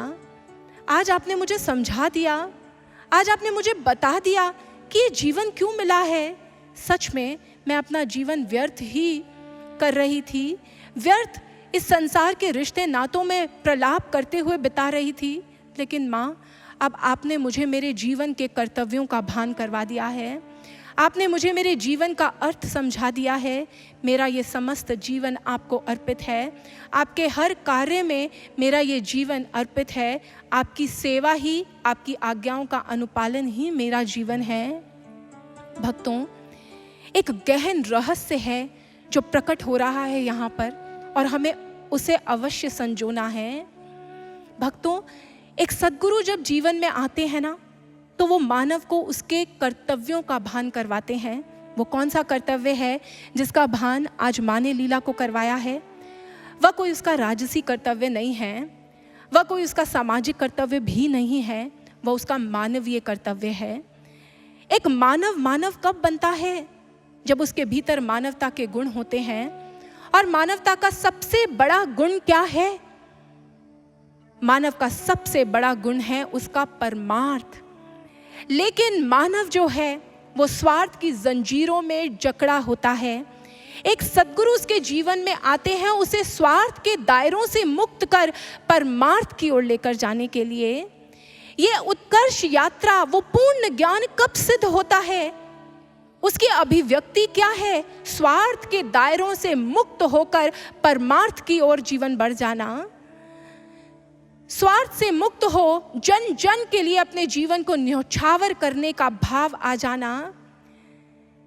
माँ ने मानव को अपनी सर्वश्रेष्ठ कृति कहा है, और यदि माँ की बाकी कृतियों को देखें तो माँ की समस्त कृतियां जो हैं वो माँ की आज्ञा का अनुपालन करती हैं। सूर्य देव रोज उदित होते हैं, किसके लिए? अपने लिए। जलते हैं, तपते हैं, हमारे लिए, इस समाज के लिए, इस संपूर्ण प्रकृति के लिए। वो नदियाँ कल कल कर बहती है, एक छोटी सी धारा के रूप में प्रवाहित होना शुरू करती है, असंख्य वनों को सींचती हुई, बहुत सा कष्ट उठाते हुए बढ़ती चली जाती है, अपना सारा जीवन लगाती है। किसके लिए? समाज के लिए, विश्व के लिए, हमें पोषित करने के लिए। समस्त मानव सभ्यताओं का उद्गम नदियों के तीरे हुआ, क्योंकि वो नदियां लाइफलाइन हैं। एक वृक्ष संघर्ष करता है, छोटे से बीज से बृहद वृक्ष बनता है, और उसका फल क्या वो स्वयं चखता है? नहीं, उसका फल चखते हैं हम। माँ की सारी कृतियां एक बात उसकी सर्वश्रेष्ठ कृति को कह रही है कि महानता अपने लिए जीवन जीने में नहीं है। महान जीवन तब बनता है जब हम दूसरों के लिए जीवन जीते हैं। अपने स्वार्थ के दायरों में कैद हो तो हमसे कुकृत्य होते हैं, लेकिन कर्म की ये शक्ति इस समाज का कल्याण करने के लिए मिली है। लेकिन मानव को इसका बोध कौन करवाते हैं? वो तो स्वार्थों में ही जीवन जीता है। उसको इसका बोध करवाते हैं सद्गुरु। यही है वो ज्ञान, जब वो प्रकट होता है तो मानव जो है साधारण से व्यक्तित्व से अपनी पशुता को छोड़ करके वो एक सच्चा कर्म योगी बन जाता है। इस संसार में सद्गुरु आते हैं और उसे कर्म योगी बना देते हैं। उसके जीवन को वो समाज के लिए अर्पित करने की योग्यता उसके भीतर भर देते हैं। हमारे समाज में असंख्य ऐसे लोग हैं जो चैरिटी करते हैं, समाज कल्याण के लिए कार्य करते हैं, परंतु कहीं ना कहीं वो सब करते हुए भी उनके भीतर एक स्वार्थ का भाव आ जाता है, कहीं मान सम्मान प्राप्त करने की बात आ जाती है। लेकिन कुछ ऐसे महान व्यक्तित्व हैं जिन्होंने अपना समूचा जीवन जन कल्याण के लिए लगा दिया बिना किसी अपेक्षा के। वो है हमारे संत महापुरुष। स्वामी विवेकानंद जी का जीवन ऐसा बना, उन्हें इतनी असंख्य बीमारियां थी, लेकिन उन्हें अपने सारे जीवन को किसके लिए अर्पित किया? समाज को जागृत करने के लिए। सद्गुरु जब जीवन में आते हैं तो वो ज्ञान प्रदान कर एक इंसान को उसके स्वार्थ के दायरों से मुक्त करते हैं, और ऐसा ही हुआ था स्वामी विवेकानंद जी के जीवन में। रामकृष्ण परमहंस जी आए, छोटे से परिवार को छोड़कर उन्होंने इस विश्व परिवार का आलिंगन प्रदान किया नरेंद्र को जब ब्रह्म ज्ञान प्रदान किया तो ब्रह्म ज्ञान प्राप्त कर नरेंद्र तो अपने आत्म आनंद में मग्न होने लगा। परंतु उस समय ठाकुर ने कहा, तुम तो स्वार्थी निकले नरेंद्र, मैंने तुम्हें ये ज्ञान इसलिए प्रदान नहीं किया कि तुम केवल अपने तक इसको सीमित रखो। देखो समाज में अंधकार बढ़ रहा है, इस अंधकार के तमस का भेदन करने के लिए मैंने तुम्हें ये ज्ञान दिया है। उठो, जागो और जाओ, इस समाज के इस अंधकार को, इस तमस को खत्म करो, जन जन को जागृत करो। भक्तों, यही हुआ था ऋषि अरविंद के साथ। ऋषि अरविंद के जीवन में आए विष्णु भास्कर लेले जी आए और ऋषि अरविंद को वो ब्रह्म ज्ञान प्राप्त हुआ, और उनके जीवन के 3 पागलपन थे जिसका वो वर्णन करते हैं। वो कहते हैं, मेरे भीतर जो ब्रह्म सत्ता है उसको पूर्ण रूपेण जान लेने का पागलपन मुझे है। मुझे उस ईश्वर ने जो प्रतिभाएं दी हैं, जो ज्ञान दी है, जो स्किल्स दी है, उसे उस ईश्वर के लिए अर्पित करना, ये मेरा दूसरा पागलपन है। उसे उसके लिए अर्पित कर दूंगा। और मेरे लिए ये मेरी भारत माता, ये कोई ज़मीन का टुकड़ा नहीं है, नदियाँ पर्वत ये सब नहीं है, ये मेरे लिए मेरी माँ है, और अपने अजय ब्रह्म बल से मैं इसे गुलामी की जंजीरों से मुक्त करवाऊंगा। ये मेरा तीसरा पागलपन है। ये वो हुए जिन्होंने अपने जीवन का सर्वस्व अर्पित कर दिया इस समाज के लिए। कब किया? जब जीवन में ऐसे सद्गुरु आए। जब जीवन में सद्गुरु आए, भगवान श्री कृष्ण आए अर्जुन के जीवन में, तो अर्जुन को जब वो ब्रह्म ज्ञान महासमर भूमि में दिया, उसके बाद अर्जुन ने कहा, केशव मेरा मोह नष्ट हो गया है, जो आप कहोगे मैं करूंगा। उनके हाथों का यंत्र बन गया और महासमर का विजय योद्धा बना दिया उन्हें भगवान श्री कृष्ण ने। भक्तों, मीराबाई जी, स्वामी विवेकानंद, ब्रह्मानंद जी, ऋषि अरविंद, ये सभी महापुरुष, इनका जीवन सच्चा कर्म योग हमारे समक्ष प्रकट करता है। समाज के लिए सबसे बड़ा योगदान जो है, समाज की सबसे बड़ी सेवा जो है, सबसे बड़ी सेवा कोई बाहर से उसकी आर्थिक सेवा, बाहर से उसको व्यवस्थाएं प्रदान कर देना, केवल यही नहीं है। समाज की सबसे बड़ी सेवा जो इस समाज को इसके दुखों से मुक्त कर सकती है, वो है जागृति, जन जन को उस ब्रह्म ज्ञान से जागृत कर देना। और मुझे गर्व है ये कहते हुए, मेरा मस्तक अपने गुरुदेव के श्री चरणों में धन्यवाद से झुकता है। कृत होता है मेरा जीवन उनके इस सानिध्य को प्राप्त कर, क्योंकि उन्होंने सच्ची सेवा के इस धर्म को हमारे जीवन में प्रकट किया। सद्गुरु सर्वश्री आशुतोष महाराज जी ने हमें ब्रह्म ज्ञान प्रदान किया और हमें हमारे निजी स्वार्थों से ऊपर उठ इस समाज के लिए कार्यरत होने के लिए, सच्ची सोशल सर्विस करने के लिए प्रेरित किया, सच्चा योगदान इस समाज में अर्पित करने के लिए प्रेरित किया। लोग हमसे पूछते हैं कि आपको समाज में रिजेक्शन मिली थी, कोई सेटबैक लगा था, इसलिए आपने समाज को छोड़ करके ये भगवा धारण कर लिया है? तो मैं उनसे ये कहना चाहूंगी, हम सब के बिहाफ पर, केवल अपने बिहाफ पे नहीं, हम सब के बिहाफ पर मैं कहना चाहूंगी वही बात जो स्वामी राम तीर्थ जी ने कही थी जब उनसे पूछा गया था कि आपने ये भगवा क्यों धारण किया है। तो मैं भी वही कहना चाहूंगी जो उन्होंने कहा था। उन्होंने कहा था कि जिस आनंद की प्राप्ति मैंने अपने अंतर्घट में उस ब्रह्म ज्ञान को प्राप्त कर की है, उस आनंद को मैं सबके साथ बांटना चाहता हूँ। हमें भी जो आनंद, जो श्रेष्ठता सद्गुरु सर्वश्री आशुतोष महाराज जी ने वो ब्रह्म ज्ञान प्रदान कर दी है, हम उसी ब्रह्म ज्ञान के आनंद को आप सबके साथ बांटना चाहते हैं, आपको प्रदान करना चाहते हैं। इसलिए हमने अपने जीवन में इस पथ को चुना है, इसलिए धारण किया है हम सब ने ये भगवा। और हमारा ये संकल्प है कि महाराज से जो ब्रह्म ज्ञान हमने प्राप्त किया है उसे अब हमने जन जन तक बांटना है। यही हमारे जीवन का ध्येय है और इन्हीं भावों को प्रकट करता है यह भजन। इसे सुनिए, इसमें भाव है कि जब सद्गुरु जीवन में आते हैं तो हमारे भीतर के स्वार्थ के बंधनों से हमें मुक्त करते हैं, जीवन परमार्थ की ओर बढ़ता है और एक सच्चा साधक जो गुरु से प्राप्त करता है उसे बांटने के लिए निकल पड़ता है। ऐसे ही भावों को इस भजन के माध्यम से श्रवण कीजिए।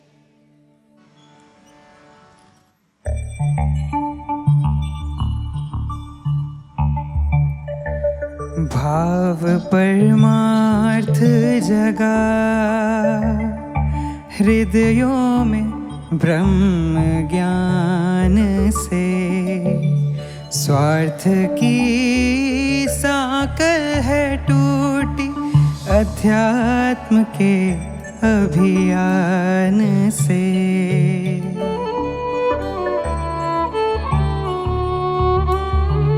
फिर क्यों सोना और क्यों खोना, फिर क्यों सोना और क्यों खोना, अब जागे तन मन प्राण से। आओ बांटे पाया जो श्री आशुतोष महान से, आओ बांटे पाया जो श्री आशुतोष महान से। आओ बांटे पाया जो श्री आशुतोष महान से, आओ बांटे पाया जो श्री आशुतोष महान से।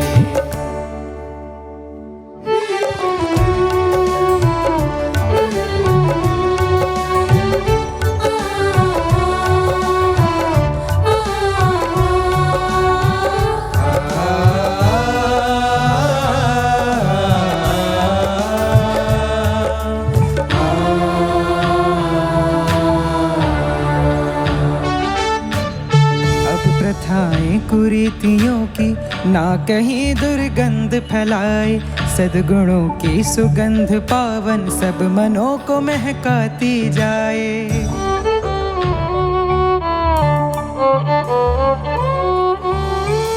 प्रथाएं कुरीतियों की ना कहीं दुर्गंध फैलाए, सद्गुणों की सुगंध पावन सब मनों को महकाती जाए। भ्रमित हो चुकी मानवता अब और न पतन सहेंगे, भ्रमित हो चुकी मानवता अब और न पतन सहेंगे।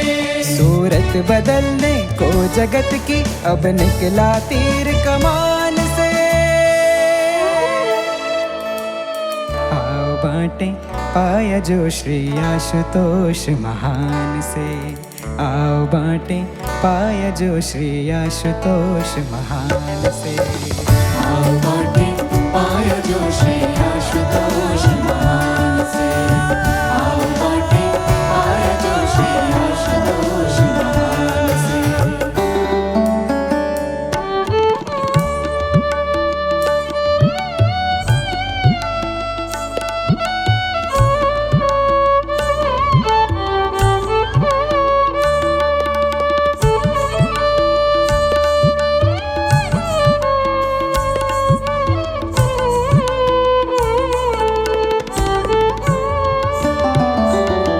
क्षुद्रता में नहीं बंधे हम, सीखा है आध्यात्म से हमने। सर्वहित की भावना को भर लिया हृदयों में हमने।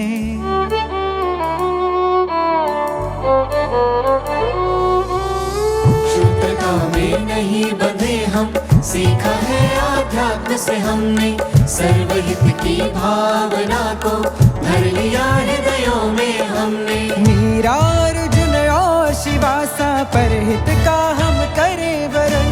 मीरा अर्जुन और शिवासा परहित का हम करे वरण। अपने सुख को ताक पे रख वो खेल गए जी जान से।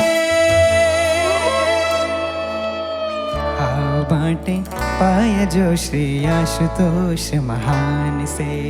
आओ बांटे पाया जो श्री आशुतोष महान से।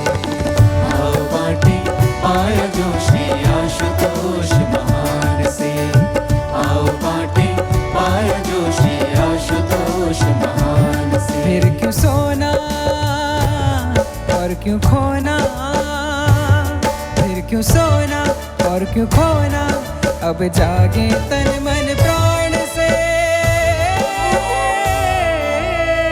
आओ बांटे पाया जो श्री आशुतोष महान से। आओ बांटे पाया जो श्री आशुतोष महान से। आओ बांटे पाया जो श्री आशुतोष महान से। आओ बांटे पाया जो श्री आशुतोष महान से।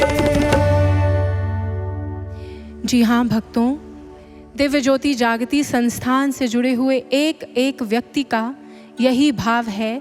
और वह अपने निजी जीवन में केवल वही नहीं जिन्होंने अपने जीवन को यहाँ इस मिशन के लिए समर्पित किया है, भगवा धारण किया है, वही नहीं अपितु महाराज श्री का एक एक शिष्य इस समूचे विश्व में निस्वार्थ भाव से जीवन व्यतीत कर रहा है, कार्य कर रहा है समाज के उत्थान के लिए और जन जन को उस ब्रह्म ज्ञान से परिचित करवा रहा है।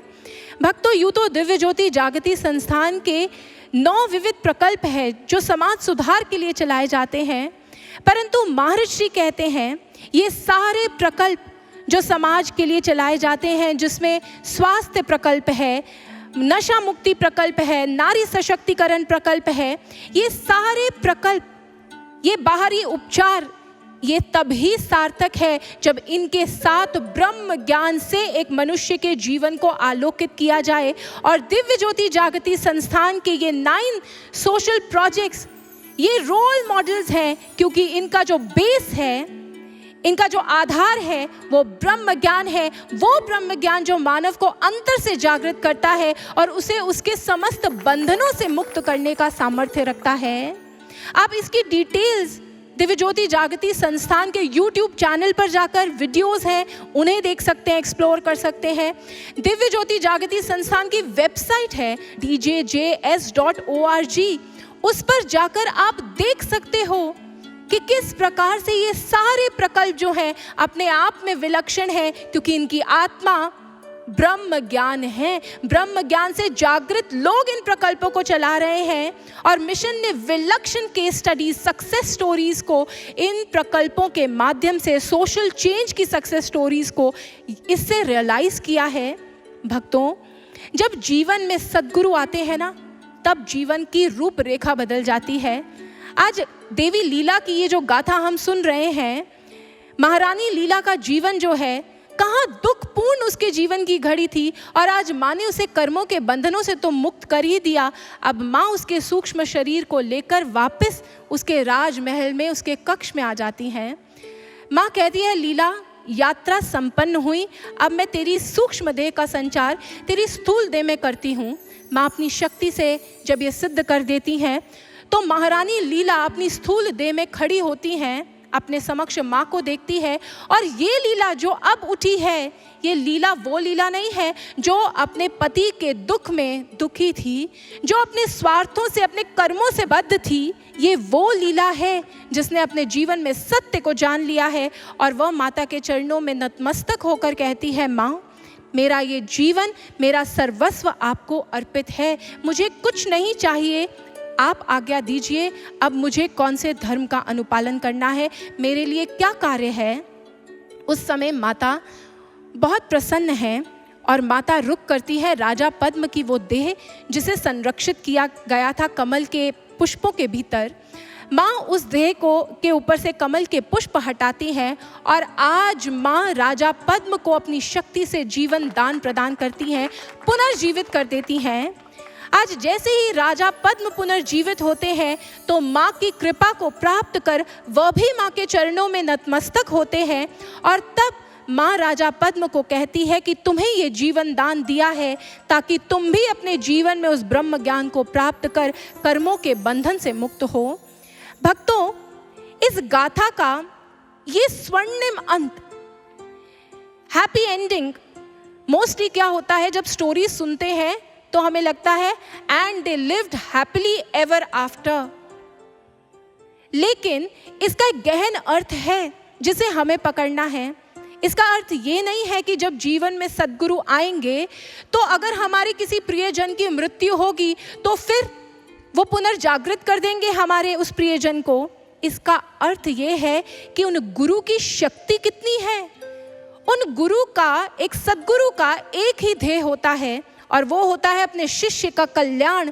और अगर शिष्य का कल्याण इसमें निहित है कि वह उसे जीवन दान दे दे तो फिर कर्मों के बंधन से मुक्त करने के लिए, अपने शिष्य के कल्याण के लिए वो जीवन दान भी प्रदान कर सकते हैं। ऐसी शक्ति होती है सद्गुरु की। वो सद्गुरु ही जब जीवन में आते हैं तो फिर जीवन का रुख परिवर्तित होता है। आज महारानी लीला और राजा पद्म के जीवन में नवीन रंग भर दिए माँ ने। आज जब राजा पद्म जीवित हुए तब फिर उस नगरी में भी एक आनंद का वातावरण छा गया, क्योंकि आज माँ ने उनके जीवन को नवीनता से स्पंदित कर दिया था। जो उनकी नगरी पर संकट आया था उसका माँ ने निवारण कर दिया था और आज इतने समय बाद अब वो समूची नगरी जो है वो आनंदित हो रही है। मानो आज माँ ने संपूर्ण प्रकृति को लेकर आनंद भर दिया है उसमें। चारों दिशाओं में बासंत सा माहौल है और पुष्पों ने अब आकार ले लिया है। वायु के साथ दिव्य सुगंध प्रवाहित हो रही है और चारों दिशाओं में बासंती रंग जो है वो दृष्टि गोचर हो रहा है। सभी आनंदित है और उस समय एक सद्गुरु, वो सद्गुरु रूपिणी माँ अपनी उस शिष्या के जीवन में ऋतु बसंत को लेकर आ जाती है और वहाँ उस नगरी में सभी बसंत पंचमी का पर्व मनाते हैं। भक्तों, सच्चा बसंत कब आता है जीवन में? जब सद्गुरु जीवन में आते हैं। आज सद्गुरु की महिमा की ऐसी दिव्य लीला हमने सुनी है। चलिए आइए सच्ची बसंत पंचमी मनाते हैं। उस बसंत पंचमी में हम भी चलते हैं जिसे मना रहे हैं। वहाँ महारानी लीला और राजा पद्म अपनी समस्त प्रजा के साथ, और आज माता की महिमा है, माता के चरणों में वो आनंद मना रहे हैं। हम भी चलते हैं और उस बसंत पंचमी के पर्व में भाग लेते हैं, माँ के चरणों में अपने भावों को अर्पित करते हैं। बोलिए जगत जननी माँ शेरावाली की जय, सरस्वती माता की जय, सद्गुरुदेव भगवान की जय। आए, अब समय है वसंत पंचमी के पावन उत्सव के पूजन का। आग्रह करते हैं हमारे आज के सभी उत्सव यजमानों से जो इस वर्चुअल कथा में हमारे साथ ऑनलाइन जुड़े हुए हैं। आप सभी भी अपने निवास स्थान पर जहां आपने माँ का पावन पुनीत दरबार सजाया है, आप सभी माँ के श्री चरणों में गंधाक्षत, पुष्प, धूप, दीप, नैवेद्य इत्यादि अर्पित करेंगे, पूजन करेंगे। आइए पूजन आरंभ करते हैं। सर्वप्रथम हाथ में अक्षत और पुष्प लेकर माँ का ध्यान करेंगे। ओम लक्ष्मीर्मेधाधरा पुष्टिः गौरी तुष्टि प्रभा धृतिः एताभिपाहि तनुभिः अष्टाभिर्मां सरस्वते मातस्त्वदीय पद पंकज भक्ति युक्ता ये त्वां भजन्ते निखिलान् परान् विहाय ते निर्जरत्वमिह्यान्ति कलेवरेण भुवनिवायु गगनां भुवि निर्मितेन। श्री सरस्वत्यै नमः, श्री वाग्देव्यै नमः, श्री दुर्गा देव्ये नमः। ध्यानार्थे अक्षत पुष्पाणि समर्पयामि। माँ के श्री चरणों में अक्षत और पुष्प अर्पित करें। शुद्ध जल से स्नान करवाएंगे। ओम शुद्धवालः सर्वशुद्धवालो मणिवालस्ताश्विनाः श्वेतः श्वेताक्षो रुणस्ते रुद्राय पशुपतये कर्णाजामा अवलिप्ता रौद्रा नभोरूपाः पार्जन्याः शुद्धोदक स्नानान्ते आचमन्यम जलम समर्पयामि। वस्त्र अर्पित करेंगे। ओम युवा सुवासाः परवीतागः सौष्याण भवति जायमान तन्धीरासा कवयो उन्नयन्ति स्वाद्यो मनसा देवयन्त वस्त्रम समर्पयामि। वस्त्रान्ते आचमन्यम जलम समर्पयामि। एक बार जल अर्पित कर दें। माँ को तिलक लगाएं। ओम सिंदूरम शोभनम रक्तम सौभाग्यम सुखवर्धनम शुभदम कामाद चैव सिंदूरम प्रतिगृह्यताम। सिंदूरम समर्पयामि। अक्षतम समर्पयामि। अक्षत लगाएं। अक्षताश्च सुरश्रेष्ठा कुंकुमाक्ता सुशोभिताः मया निवेदिता भक्त्या गृहाण परमेश्वर क्षतम समर्पयामि। अब पुष्प की माला अर्पित करेंगे। ओम माल्यादिनी सुगंधिनी मालत्यादिनी वे प्रभु मया हृतानि पुष्पाणि पूजार्थम प्रतिगृह्यताम। पुष्पमाल्यम समर्पयामि। पुष्प की माला अर्पित करने के पश्चात धूप दीप दिखा दें।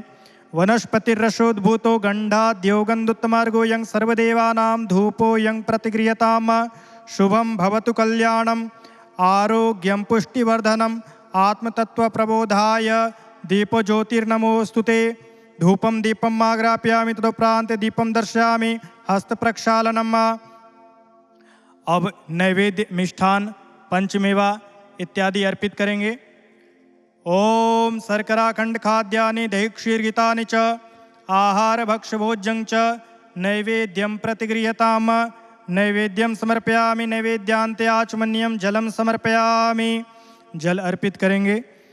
अब फल अर्पित करें। इदम फलम मया देव स्थापितं पुरतस्तव तेन में सप्लार व्याप्ति हुए जन्मनि जन्मनि ऋतु फलम समर्पयामि। तांबूल पान अर्पित करेंगे। पुंगी फलम महदिव्यम नागवल्ली दलिरितमेलादि चूर्ण संयुक्तम तांबूलम समर्पयामि। श्री सरस्वत्यै नमः। श्री दुर्गा देव्यै नमः। अब हाथ में अक्षत और पुष्प लेकर नमस्कार करेंगे। ओम सरस्वत्यै नमो नित्यं भद्रकाल्ये नमो नमः। वेद वेदांत वेदांग विद्यास्थाने व्ययेव च सरस्वती महाभागे विद्ये कमललोचने विद्यारूपे विशालाक्षी विद्यां देहि नमोस्तुते। श्री सरस्वत्यै नमः। वाग्देव्यै नमः। श्री दुर्गा देव्यै नमः। नमस्कारम समर्पयामि। अक्षत और पुष्प अर्पित करें। अब नारियल और चुन्नी अर्पित करेंगे। जो भी मनोकामना है इसका मन में स्मरण करते हुए समस्त विश्व की मंगल कामना की प्रार्थना करते हुए माँ के श्री चरणों में अर्पित करेंगे। ओम प्रकृति पंचभूतानि ग्रहा लोका स्वरस्तथा दिशा कालश्च सर्वेषां सदा कुर्वन्तु मंगलम। सर्वा बाधा विनिर्मुक्तो धन धान्य सुतान्वितः मनुष्यो मत प्रसादेन भविष्यति न संशयः। माँ के श्री चरणों में अर्पित करें। नमस्काराय नमो नमः। श्री दुर्गा देव्यै नमः। आए प्रणाम करते हुए माँ के श्री चरणों में एक बार जय घोष अर्पित करेंगे। बोलिए आदिशक्ति माँ भवानी की जय। वीणा पुस्तक धारिणी सरस्वती माता की जय। सदगुरुदेव भगवान की जय। जय माता दी। जय माता दी। जय माता दी। जय माता दी। जय माता दी। जय माता दी। आए अब आगे की कथा प्रसंग को श्रवण करते हैं। हो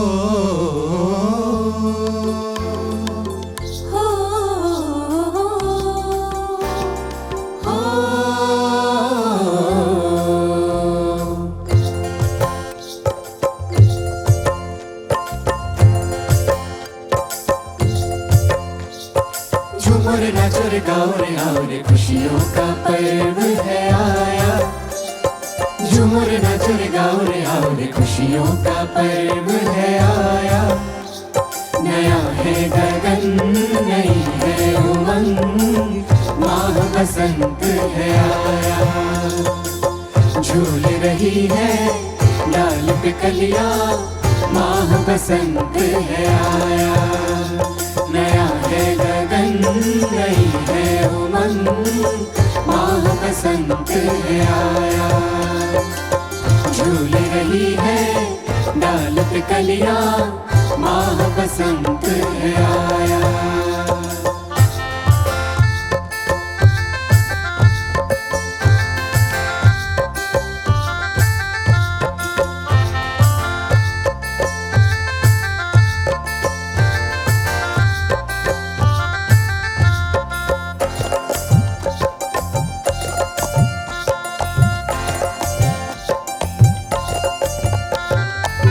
आज धरा ने पीत चुनरिया ओढ़ के श्रृंगार किया है, ओढ़ के श्रृंगार किया है।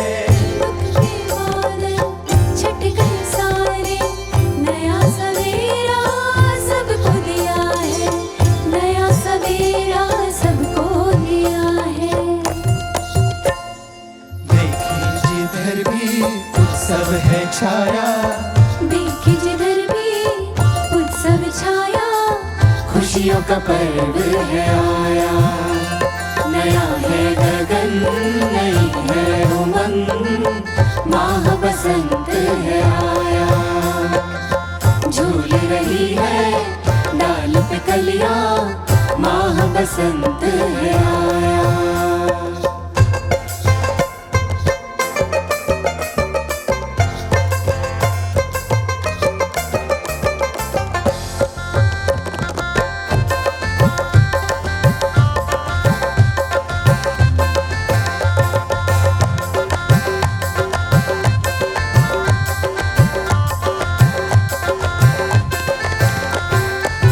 नदियाँ झरने कल कल बहते, मंद पवन टिठला कर झूमे, मंद पवन टिठला कर झूमे। मोर पपीहे कोयल गाए, आनंद छाया इस मौसम में, आनंद छाया इस मौसम में। लागे मनोहर दिखे सबसे सुंदर, लागे मनोहर दिखे सबसे सुंदर। धरती पे स्वर्ग है छाया। नया है गगन नई है उमंग माह बसंत है आया। झूल रही है डाल पे कलिया माह बसंत है आया। नया है गगन नई है उमंग माह बसंत है आया। झूल रही है डाल पे कलिया माह बसंत है आया। माह बसंत है आया। माह बसंत है आया। बोलिए माता महासरस्वती की राज राजेश्वरी ब्रह्ममयी माँ अंबिका भवानी की भक्तों, सूने पतझड़ जीवन को जो दिव्य रंगों से सजाते हैं, सद्गुरु स्वयं एक शिष्य के जीवन में महाबसंत बन आते हैं। अपने प्रेम से सींचकर जो भक्ति की फसल लगाते हैं, सद्गुरु स्वयं अपने शिष्य के जीवन में ऋतु बसंत बन आते हैं। भक्तों, जब जीवन में सद्गुरु आते हैं तो सच्चा बासंत आता है जीवन में, क्योंकि वह इस मन को बासंती कर देते हैं और तब जीवन में नवीन रंग और नवीन उमंग निरंतर नित प्रति होती है। ऐसी ही दिव्य उमंग और नई तरंग अपने जीवन में अगर हम प्राप्त करना चाहते हैं तो हमें चाहिए सद्गुरु का संग। संसार में बहुत से रिश्ते हम बनाते हैं, लेकिन वो रिश्ते समय आने पर काम आए या ना आए ये नहीं पता। संसार में इंसान बहुत से रिश्ते बनाता है, लेकिन इस संसार में एक रिश्ता है जो उसे बनाता है और वह है सद्गुरु के साथ उसका रिश्ता। इसलिए भक्तों, संसार के आपके सभी रिश्ते नाते सुख संपन्नता से भरे पूरे रहे, ऐसी हमारी मनोकामना है। परंतु आप अपने जीवन में उस संबंध को भी स्थापित करें जो आपके जीवन को बना दे, आपके व्यक्तित्व को बना दे, ऐसी हमारी शुभकामनाएं आपके लिए हैं। मन में यही प्रार्थना है कि आप भी अपने जीवन में ऐसे महान सद्गुरु को प्राप्त करें। हमारा जीवन जिनकी कृपा को प्राप्त कर धन्य धन्य है, वैसी ही कृपा आपके जीवन में भी बरसे। यही शुभकामनाओं के साथ आज के इस कथा प्रसंग को हम संपन्न करते हैं। आइए माँ के श्री चरणों में एक जोरदार जयघोष अर्पित करेंगे। बोलिए आदिशक्ति जगत जननी माँ जगदम्बिका की जय। माता महासरस्वती की जय। सद्गुरु सर्वश्री आशुतोष महाराज जी की जय। साचे दरबार की जय। धन्यवाद। बोलिए आदिशक्ति माँ जगदम्बा भवानी की जय। उमापति महादेव की जय। सियावर रामचंद्र महाराज जी की जय। सद्गुरु सर्वश्री आशुतोष महाराज जी की जय। साचे दरबार की जय। ऐसे सुंदर एवं दिव्य विचारों के लिए हम आप सभी की ओर से आदरणीय कथाव्यास जी का हार्दिक धन्यवाद करते हैं और सभी यजमानों का भी धन्यवाद करते हैं जिनके सहयोग से ये पावन और दिव्य भव्य आयोजन संभव हो सका है। अब समय है माँ की पावन आरती में सम्मिलित होने का। आप सभी जो ऑनलाइन हमारे साथ जुड़ चुके हैं, आप सभी से आग्रह है कि अपने अपने स्थानों पर खड़े हो जाएं और यदि आपने माँ का पावन दरबार अपने घरों में लगाया है तो उसके सम्मुख खड़े होकर आरती करें। कथा के मुख्य यजमान हैं श्री गणेश मोहन सक्सेना जी एवं उनकी धर्मपत्नी श्रीमती अलका सक्सेना जी साहिबाबाद गाजियाबाद उत्तर प्रदेश से, श्री महेंद्र ठाकुर जी एवं उनकी धर्मपत्नी श्रीमती सुनीता ठाकुर जी नारायणा विहार दिल्ली से, श्री राजेश कुमार वर्मा जी एवं उनकी धर्मपत्नी श्रीमती विजया वर्मा जी आयुर्विज्ञान नगर दिल्ली से, श्री संजय कानपाल जी एवं उनकी धर्मपत्नी श्रीमती नीमा कानपाल जी आर के आश्रम मार्ग दिल्ली से, श्री पराग जैन जी एवं उनकी धर्मपत्नी श्रीमती ऋतु अग्रवाल जी सरस्वती विहार गुरुग्राम से, श्री मनसा राम जी एवं उनकी धर्मपत्नी श्रीमती गायत्री देवी जी नारायणा दिल्ली से, श्री रवि धीमान जी एवं उनकी धर्मपत्नी श्रीमती सुषमा धीमान जी AGCR एनक्लेव दिल्ली से, श्री किरण सिंह जी वैद्य एवं उनकी धर्मपत्नी स्वर्गीय मुन्नी देवी जी पहाड़गंज दिल्ली से, श्री सोबरन सिंह जी एवं उनकी धर्मपत्नी श्रीमती सुनीता सिंह जी ग्रेटर नोएडा उत्तर प्रदेश से, श्री राज बहादुर खत्री जी एवं उनकी धर्मपत्नी श्रीमती भूमा खत्री जी गोल मार्केट दिल्ली से, श्री भगवान दास भाटिया जी एवं उनकी धर्मपत्नी श्रीमती कांता भाटिया जी न्यू राजधानी एनक्लेव दिल्ली से, स्वर्गीय अनिल गुप्ता जी एवं उनकी धर्मपत्नी श्रीमती साक्षी गुप्ता जी मयूर विहार दिल्ली से, कुमारी रीनू जी एवं उनकी माता जी श्रीमती बादामी देवी जी करोल बाग दिल्ली से, श्री उपेंद्र शर्मा जी एवं उनकी धर्मपत्नी श्रीमती अमृता शर्मा जी ग्रेटर नोएडा उत्तर प्रदेश से, श्री मोहन चंद्र जोशी जी एवं उनकी धर्मपत्नी श्रीमती मनीषा जोशी जी वेस्ट पटेल नगर दिल्ली से, श्री रघुनंदन सिंह जी एवं उनकी धर्मपत्नी श्रीमती सुनीला सिंह जी मयूर विहार दिल्ली से, श्री सुधीर बंसल जी एवं उनकी धर्मपत्नी श्रीमती गीता बंसल जी करमपुरा नई दिल्ली से, श्री राजकुमार जी एवं उनकी धर्मपत्नी श्रीमती अनु जी वेस्ट पटेल नगर नई दिल्ली से। आज के उत्सव यजमान हैं श्री सुधीर कुमार जी एवं उनकी धर्मपत्नी श्रीमती बिंदु जी प्रेमनगर दिल्ली से, श्री किशन लाल अरोड़ा जी एवं उनकी धर्मपत्नी श्रीमती मीनू अरोड़ा जी कृष्णा नगर दिल्ली से, श्री प्रमोद मनोहर पथराबे जी एवं उनकी धर्मपत्नी श्रीमती नंदा प्रमोद पथराबे जी कालीबाड़ी मार्ग दिल्ली से।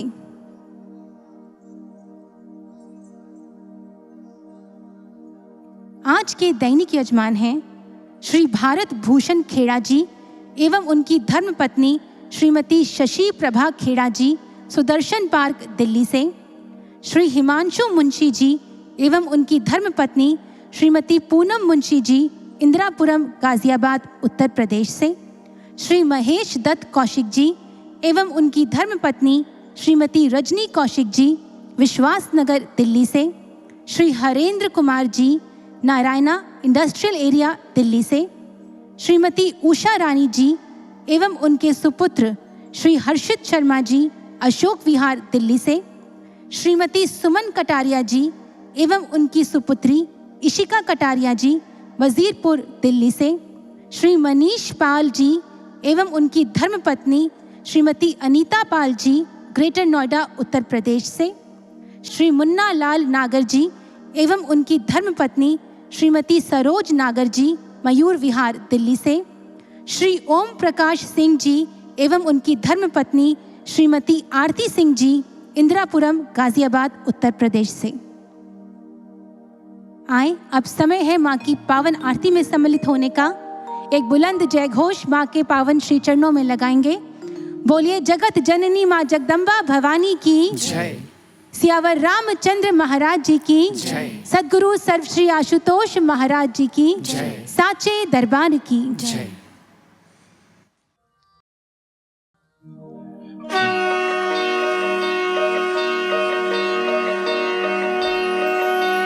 जय अम्बे गौरी मैया जय श्यामा गौरी। जय अम्बे गौरी मैया जय श्यामा गौरी। तुमको निश दिन ध्यावत हरि ब्रह्मा शिवरी। तुमको निश दिन ध्यावत हरि ब्रह्मा शिवरी। मांग सिंदूर विराजत पीको मृग मद को। मांग सिंदूर विराजत पीको मृग मद को। उज्ज्वल से दो नैना चंद्र बदननी को। उज्ज्वल से दो नैना चंद्र बदननी को। कनक समान कलेवर रत्तांबर राजे। कनक समान कलेवर रत्तांबर राजे। रक्त पुष्प गलमाला कंठन पर साजे। रक्त पुष्प गलमाला कंठन पर साजे। के हरि वाहन राजत खड़ग खपर धारी। के हरि वाहन राजत खड़ग खपर धारी। सुर नर मुनि जन सेवत तिनके दुख हारी। सुर नर मुनि जन सेवत तिनके दुख हारी। कानन कुंडल शोभित नासाग्रे मोती। कानन कुंडल शोभित नासाग्रे मोती। कोटिक चंद्र दिवाकर समराजत ज्योति। कोटिक चंद्र दिवाकर समराजत ज्योति। शुंभ निशुंभ विदारे महिषासुर घाती। शुंभ निशुंभ विदारे महिषासुर घाती। धूम्र विलोचन नयना निश दिन मदमाती। धूम्र विलोचन नयना निश दिन मदमाती। चंड मुंड संहारे शोणित बीज हरे। चंड मुंड संहारे शोणित बीज हरे। मधु कैटभ दो मारे सुर भयहीन करे।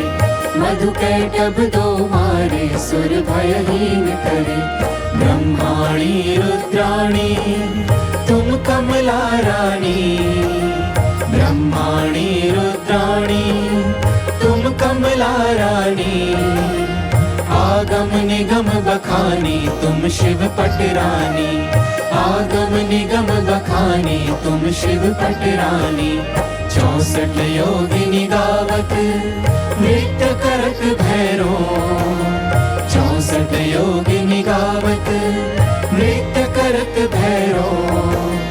बाजत ताल मृदंगा और बाजत डमरू। बाजत ताल मृदंगा और बाजत डमरू। तुम ही जग की माता तुम ही हो भरता। तुम ही जग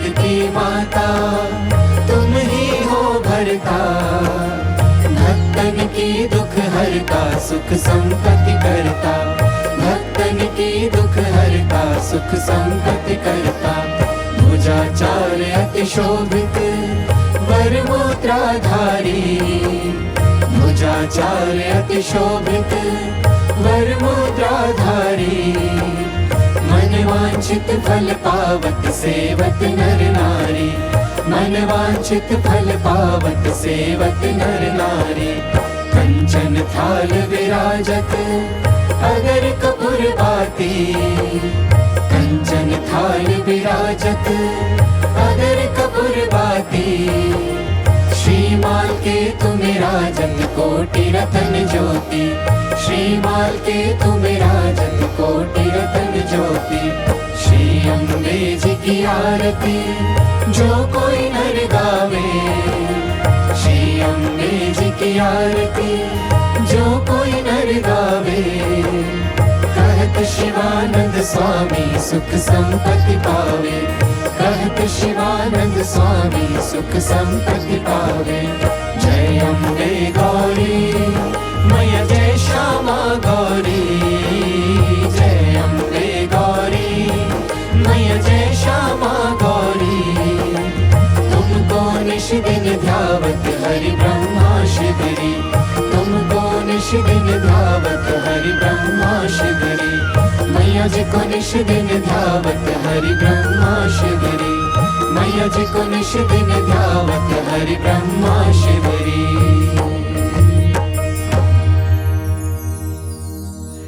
कर्पूर गौरम करुणावतारम संसार सारम भुजगेन्द्रहारम।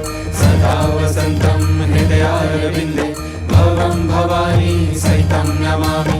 त्वमेव माता च पिता त्वमेव, त्वमेव बन्धुश्च सखा त्वमेव, त्वमेव विद्या द्रविणं त्वमेव, त्वमेव सर्वं मम देवदेव, त्वमेव सर्वं मम देवदेव, त्वमेव सर्वं मम देवदेव। ॐ कदले गर्भसम्भूतं कर्पूरं तु प्रदीपितम् आरार्तिक्यमहं कुर्वे पश्य मे वरदो भव। आरार्तिक्यं समर्पयामि, आरार्तिक्यान्ते आचमनीयं जलं समर्पयामि। हस्ते अक्षतपुष्पाणि गृहीत्वा मन्त्रपुष्पाञ्जलिं कुर्यात्।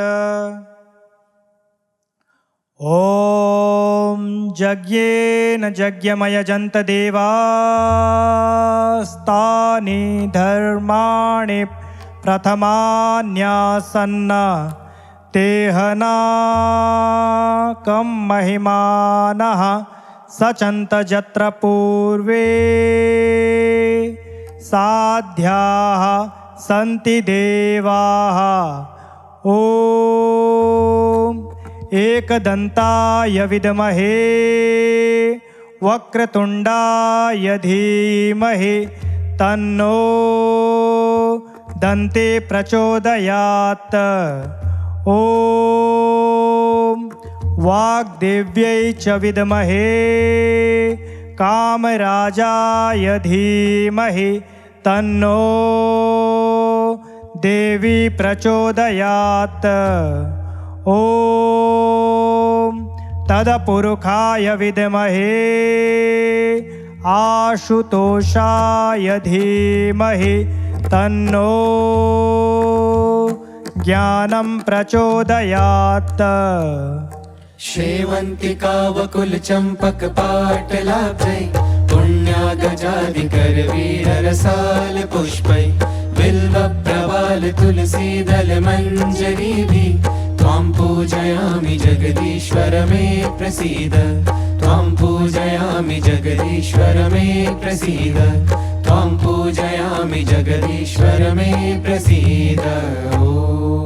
ॐ मन्त्रपुष्पाञ्जलिं समर्पयामि। सर्वे भवन्तु सुखिनः, सर्वे सन्तु निरामयाः, सर्वे भद्राणि पश्यन्तु, मा कश्चित् दुःखभाग् भवेत्। सबका भला करो भगवान, सबका सब विधि हो कल्याण, सबका भला करो भगवान, सबका सब विधि हो कल्याण।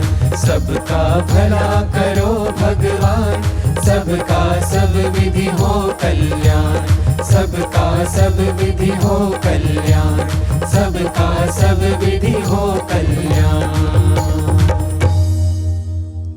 बोलिए परम पूजनीय परम वंदनीय गुरुदेव सर्वश्री आशुतोष महाराज की जय। उमापति महादेव की जय। श्री रामचंद्र भगवान की जय। बांके बिहारी लाल की जय। आदिशक्ति माँ जगदम्बे भवानी की जय। श्रीमद् देवी भागवत महापुराण की जय। धर्म की जय हो, धर्म की जय हो, अधर्म का विनाश हो, अधर्म का विनाश हो, प्राणियों में सद्भावना हो, विश्व का कल्याण हो। सत्य सनातन धर्म की जय। सत्य सनातन धर्म की जय। गौ माता की जय। भारत माता की जय। जयकारा माँ शेरो वालिदा। बोल साचे दरबार की जय। जयकारा माँ पहाड़ा वालिदा। बोल साचे दरबार की जय। जयकारा माँ जोता वालिदा। बोल साचे दरबार की जय। हे माई मेरी सचियां जोता वाली माता, तेरी सदा ही जय। जय माता दी, जय माता दी, जय माता दी, जय माता दी, जय माता दी, जय माता दी। ओम शांति ही शांति ही शांति ही ओम।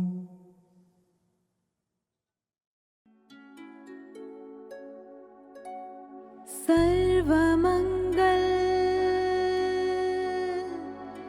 मांगल्ये शिवे सर्वार्थ साधिके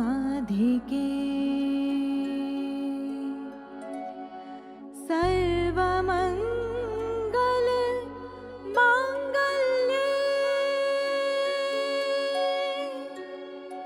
शिवे सर्वार्थ साधिके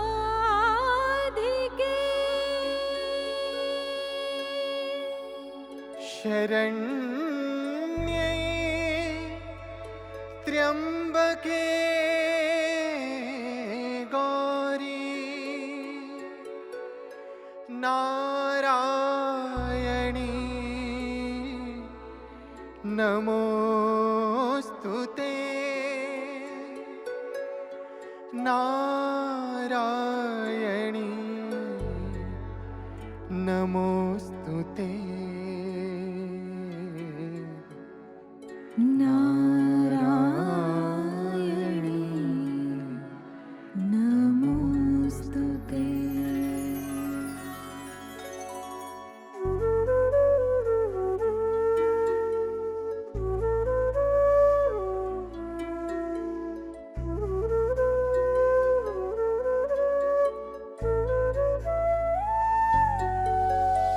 शूद्रता का भाव कोई अब नान्तस में पलेगा।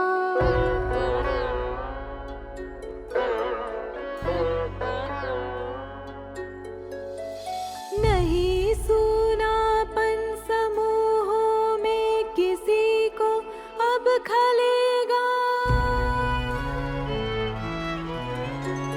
ना कुटिलता छद्मना अब स्वार्थ के संबंध होंगे।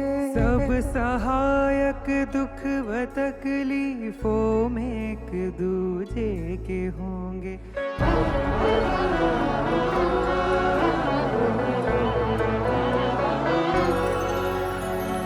आपके वरदाई में का वर हमें जो मिल सकेगा। आपके वरदाई में का वर हमें जो मिल सकेगा। जगत में आबो हवा हम विषैली रहने न देंगे। माँ जो तेरे प्रेम का साया हमें मिलता रहेगा। माँ जो तेरे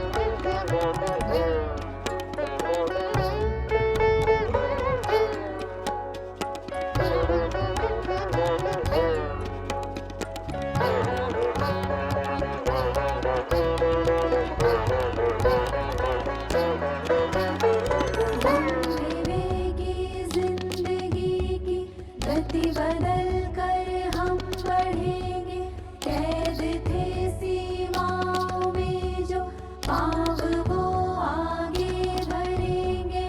वक्त साधन और पौरुष जन के हित दे पाएंगे वो, जिंदगी बाकी बची जन सेवा में दे पाएंगे वो।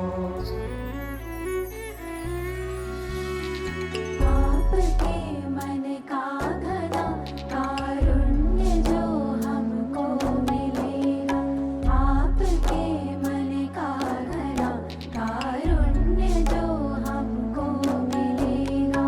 स्वार्थ तृष्णा में किसी को लिप्त हम होने न देंगे। माँ जो तेरे प्रेम का साया हमें मिलता रहेगा, माँ जो तेरे प्रेम का साया हमें मिलता रहेगा।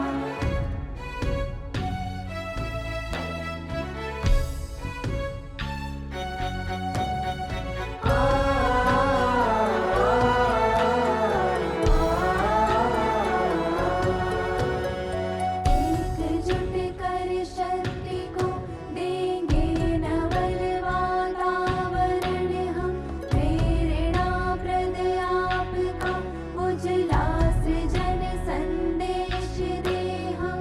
हृदय फिर मायूस होकर सघन घन में ना गिरेंगे।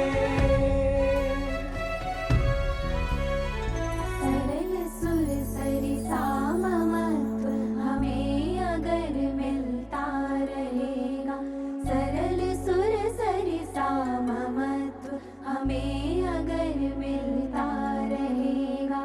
नेत्र आभा रहित और हारे कोई रहने न देंगे।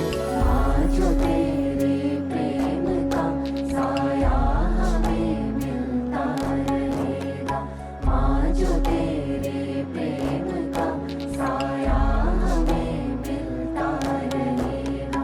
फूल हम कोई भी कुम्हलाने व मुरझाने न देंगे, माँ जो तेरे प्रेम का साया हमें मिलता रहेगा, माँ जो तेरे प्रेम का साया हमें मिलता रहेगा, माँ जो तेरे प्रेम का साया हमें मिलता रहेगा।